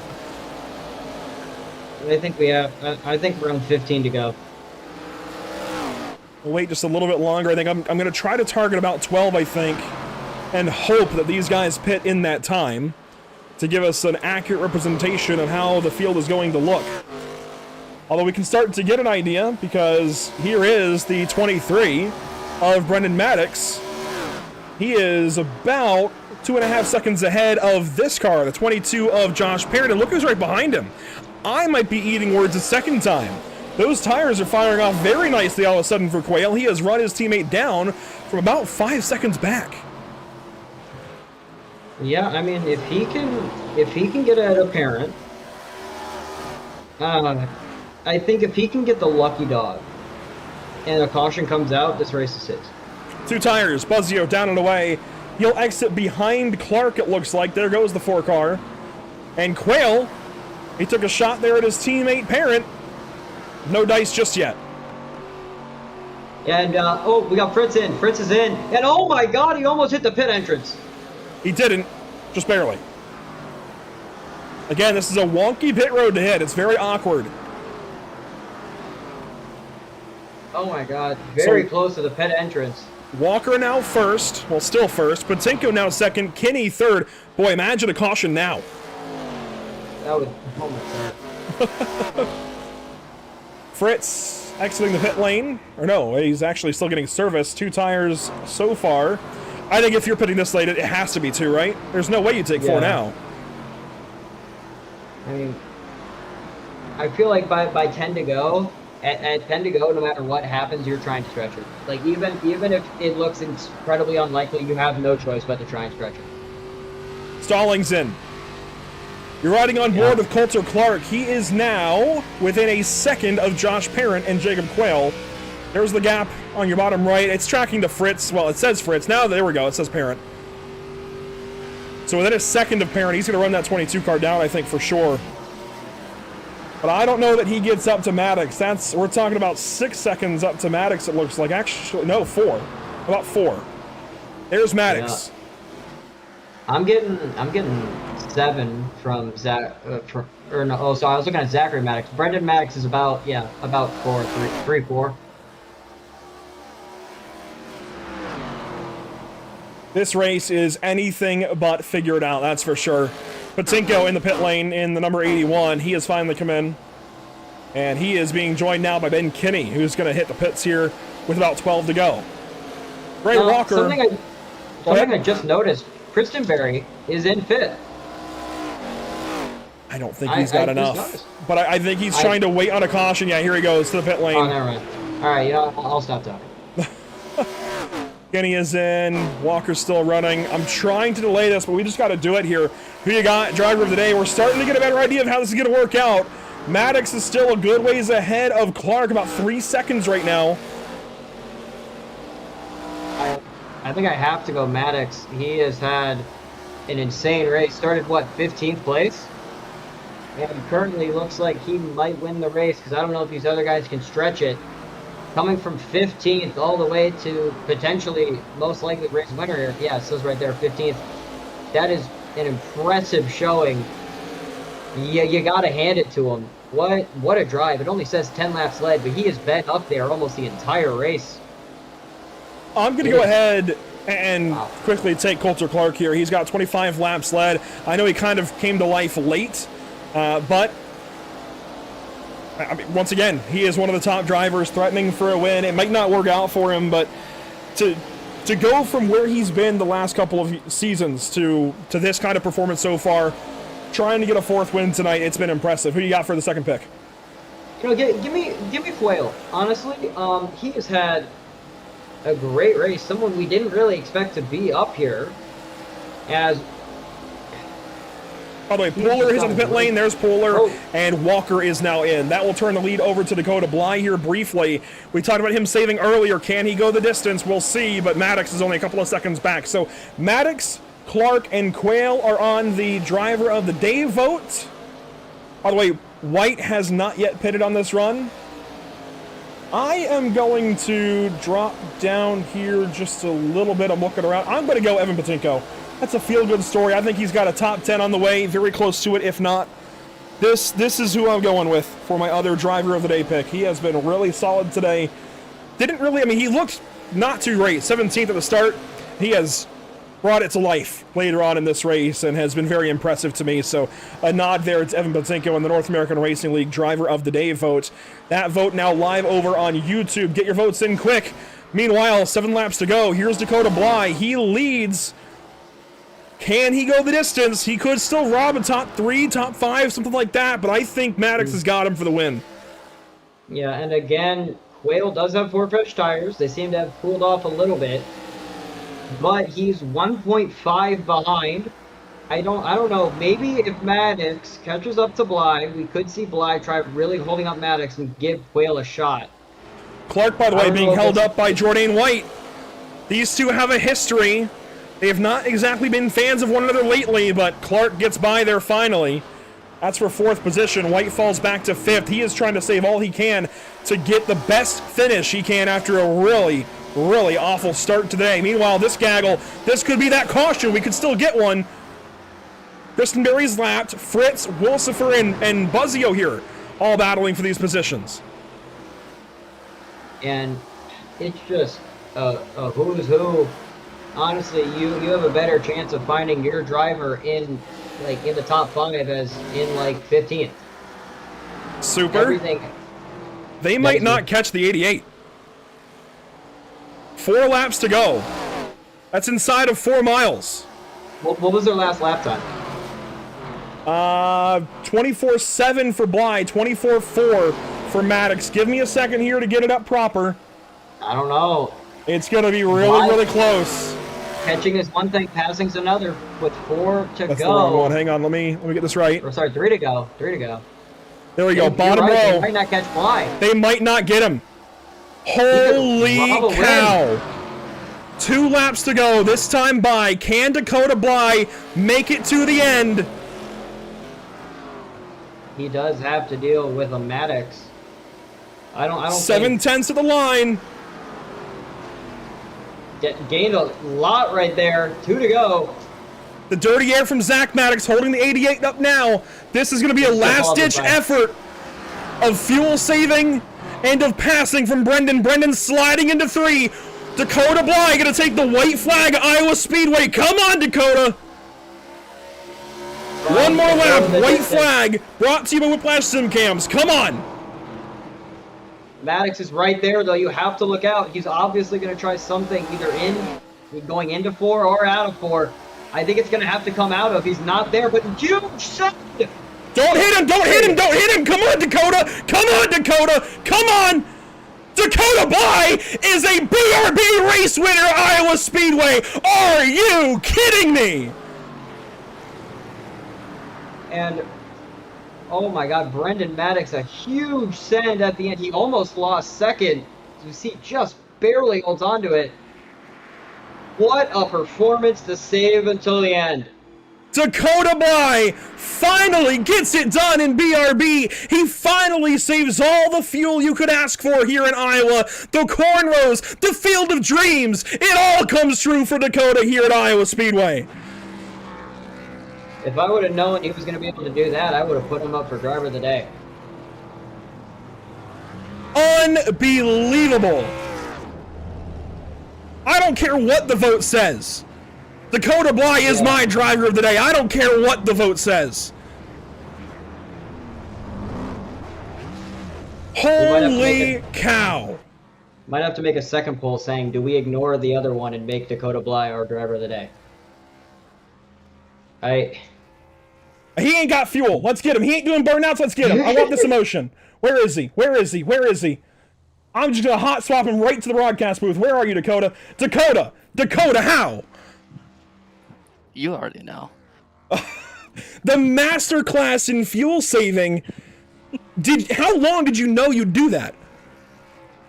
I think from the drop of the green, I was committed. I saw my estimated fuel was like 71, so I just knew I had to like really commit to clutching, and I was even cutting the car off there. But yeah, I mean, I just from the drop of the green, I knew that my best chance at a good result was just saving fuel. You have finally won in BRB. Is this ever the place you'd imagined it would come? You know, it's honestly awesome to be like full circle. When one of my very first races that like I should have won on iRacing was at Iowa, and I've always been looking for redemption at Iowa. And you know, it wasn't exactly the same way, but I'll take a fuel saving win at Iowa any day. And I'll tell you what, we did not think you'd make it. And for us being doubters and not putting you on the driver of the day vote, I don't care what the vote says. The vote can be for second. You're the driver of the day. I don't care about the vote. You're the driver of the day. The North American Race League driver of the day. I mean, we were trying to, figure out, could somebody do it? It was just close enough. We heard that Kenny was short. 9 laps short. Is that what the number was that you had to save? Honestly, I didn't look at the number. I knew it was just going to make me stress more about it. So I just, like I said, I saw the initially it said I could make it 70 coming out of the box. So I just really full committed. And then I think when Brendan got within about 2 seconds of me, I started pushing because I knew that was really my only chance. I saved enough to be able to give a push if needed. What was the number across the line? 1.4. Gallons or laps? Laps. Wow. So had enough to do a burnout this time. That was pretty awesome. Wow. Unbelievable. I'm going to pull the stat line really quick, but I got to know, how worried were you into turn 3, that last lap? Oh, I thought for sure I was getting chipped. As soon as Zach got in front of me, I thought for sure I was going to get held up for Brendan. And I was like, oh, it's over. I was like, this is just a P2, P3 type of thing. But I think Brendan gave me a little bump there into the corner. I somehow held on to it without spinning. So I'm thrilled with that, thrilled with the result. Thrilled to win with Quantum on the car too. They've been with me since I started here in BRB. So it was awesome to finally get them the win here. I can't wait for the Back of the Pack Designs post on TikTok and everything. This is going to be a lot of fun. But it's going to be a doozy. Dakota, I just pulled the stat line. 72 starts. This was 72. This was number 72. 72 starts it took you to get a win here in BRB. Yeah, I don't even know. I don't even know what to ask you. Or like, this is. I'm in a little bit of shock. Is this the most popular win? Do we get you back for most popular driver now? Hey, if they do the vote, this might have a chance. I think this might win most popular win of the season. There's typically accolades and votes done in the league each season. Hey, Dakota, congratulations. We could talk all night long. Wow. Unbelievable. Yeah, it's crazy. Congratulations. I don't even know what else to say. I mean, I know. Wow. Fantastic job. Who knew all it took was moving to level up, right? I guess, yeah. No more redacted. You're finally unredacted in victory lane. We've got Zach Maddox and Dakota Bly winning the same BRB season. How about that? Well, I couldn't get one up on me.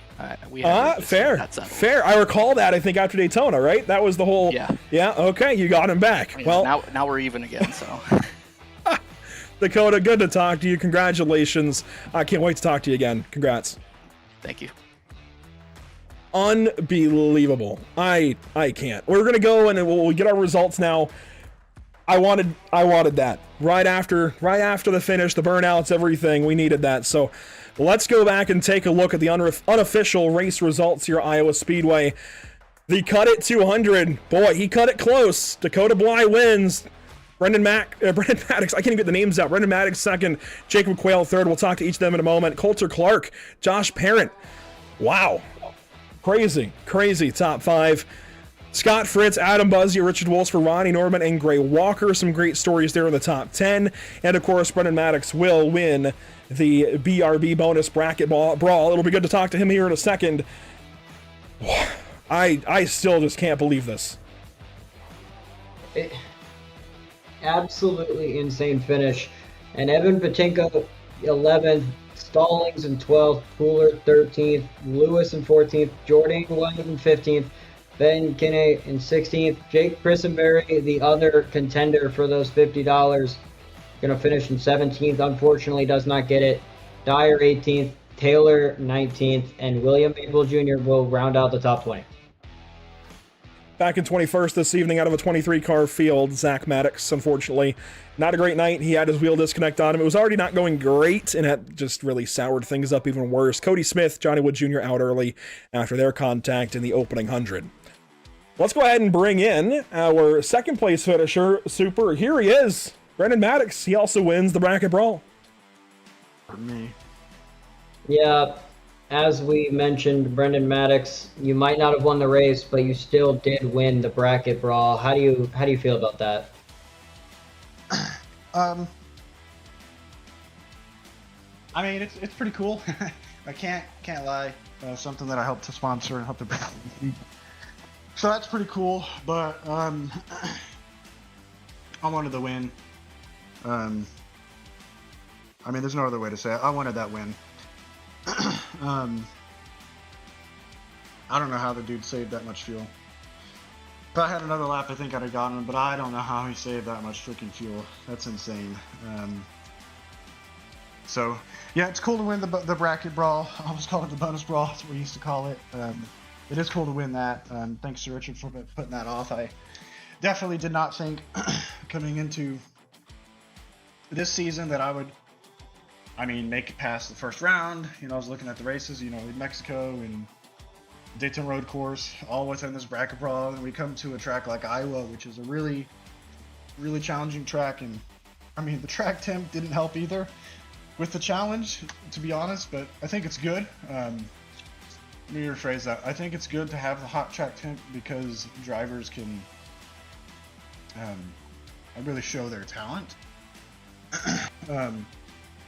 But with that said, as a driver, it also just made it more challenging. But hats off to all the people that participated in it, and for Richard for putting it on, and even Jake. I know that he had some speed here. It seemed like he just kind of got caught up in some things, and maybe that got the better of him in this round. So, man, I wanted that win though, and hopefully you guys saw that. Yeah. Hopefully.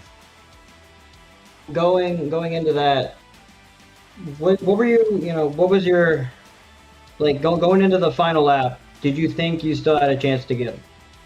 100%. I knew how I was getting on him. I don't want her to be closer off of turn 2, so I wasn't gaining as much on him in turn 3. So I wanted to be closer to him coming out of turn 2, and I wasn't as close as I wanted to be. So we get to turn 3, and I had to do a bit of a send there. I hit him a little bit.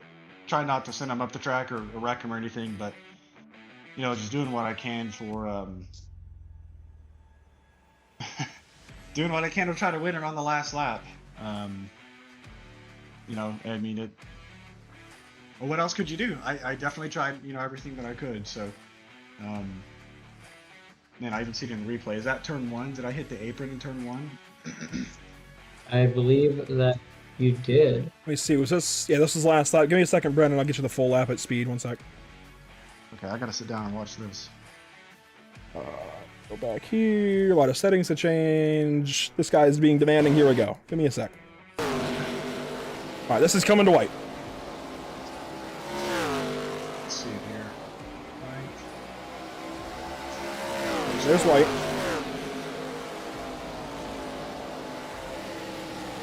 Just look at the time that I gained in 1. Maybe if I didn't hit the apron there, I have a little bit more speed. He pulled me into the corner, into the back stretch of the 3. I sent it, got to him. Yeah, just couldn't get the gas down.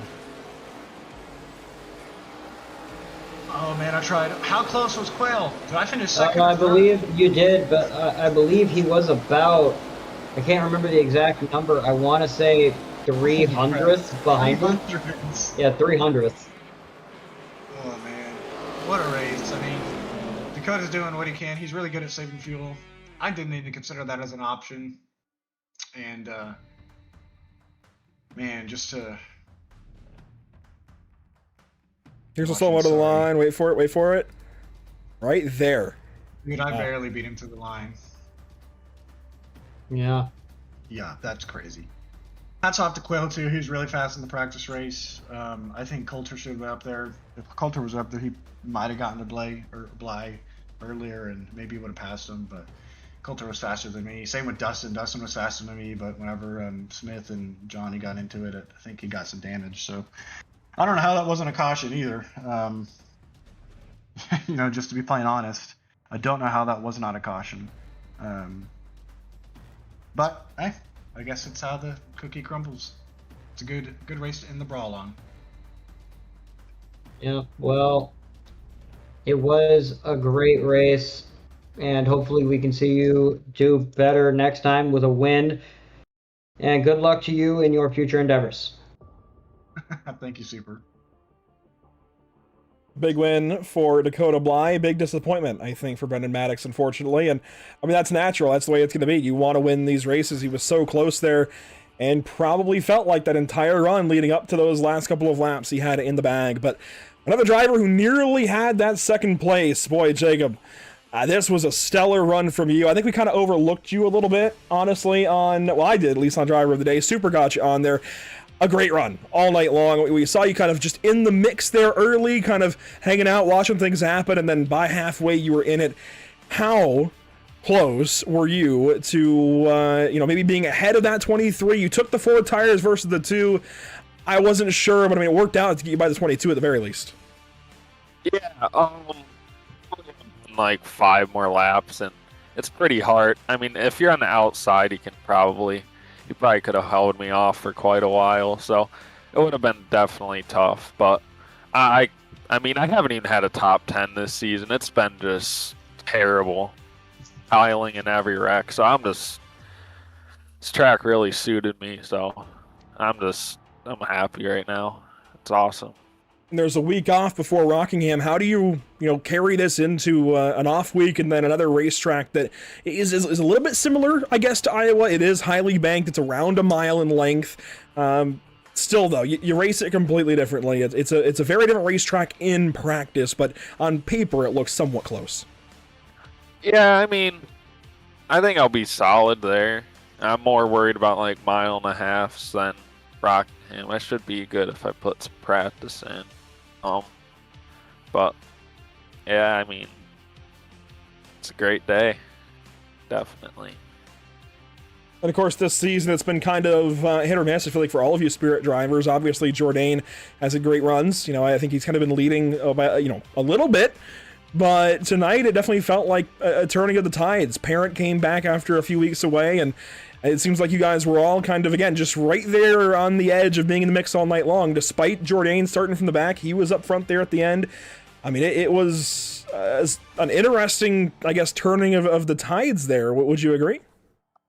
Yeah, I mean,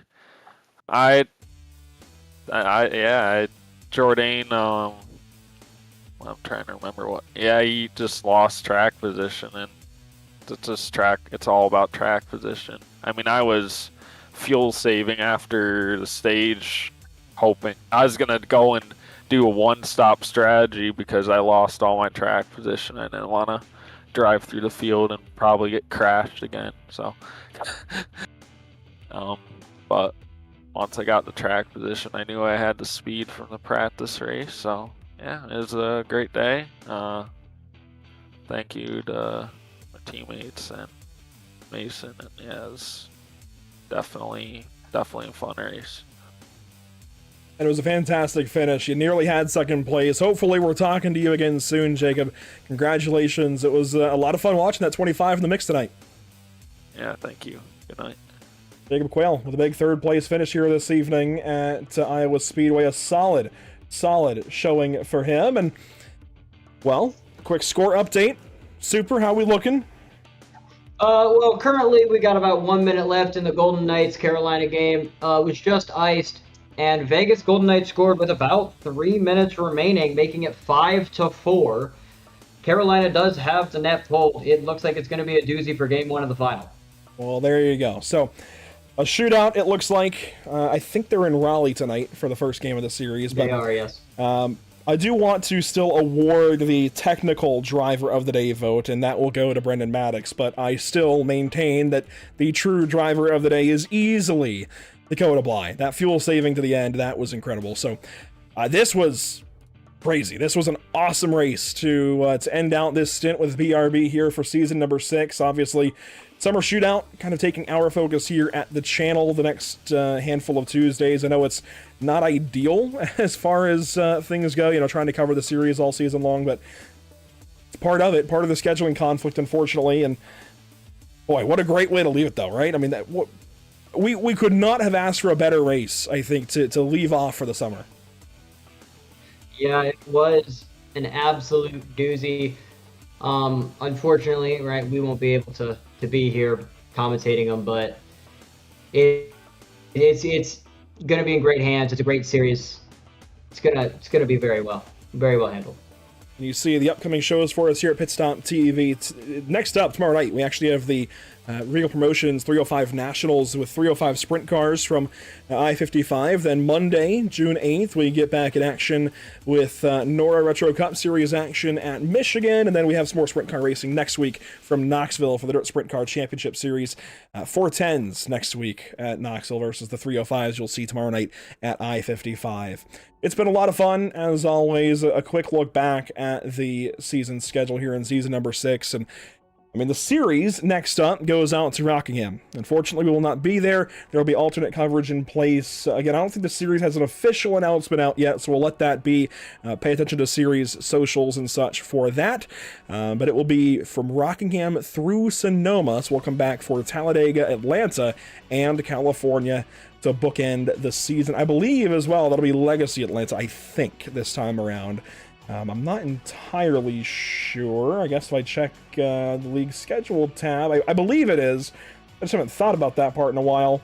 And yes, Steven used the old Atlanta Motor Speedway logo versus the Echo Park Speedway logo. So yes, that'll be the old Legacy Atlanta there on August 11th. And we still have a long ways to go in this series. We'll be paying attention. We'll keep our fantasy game going in the background, but that will do it for us this evening and for this portion of the season. Super thanks for being here, and a big thank you to our partners with the series: Sundance Pizza, MX Wraps, Performance Food Group, RevSimShop.com, Whiplash SimCams, and CC's Business. It was a wild night here at Iowa Speedway. Couldn't do it without Whiplash SimCams, MX Wraps, ATVOs, Murtis Esports, CC's Business, the North American Racing League, Whiplash Creative, and TZO Designs. Once again, super thanks for being here tonight, everybody. Thanks for watching this evening. It's been a pleasure, as always, for this stint of the BRB Sundance Pro Series. Season 6 roars on to Rockingham in a couple of weeks. We unfortunately won't see you there, but we'll see you back in August. Until then, join us tomorrow night, 305 Nationals at I-55 Speedway. Should be a lot of fun. We'll see you then.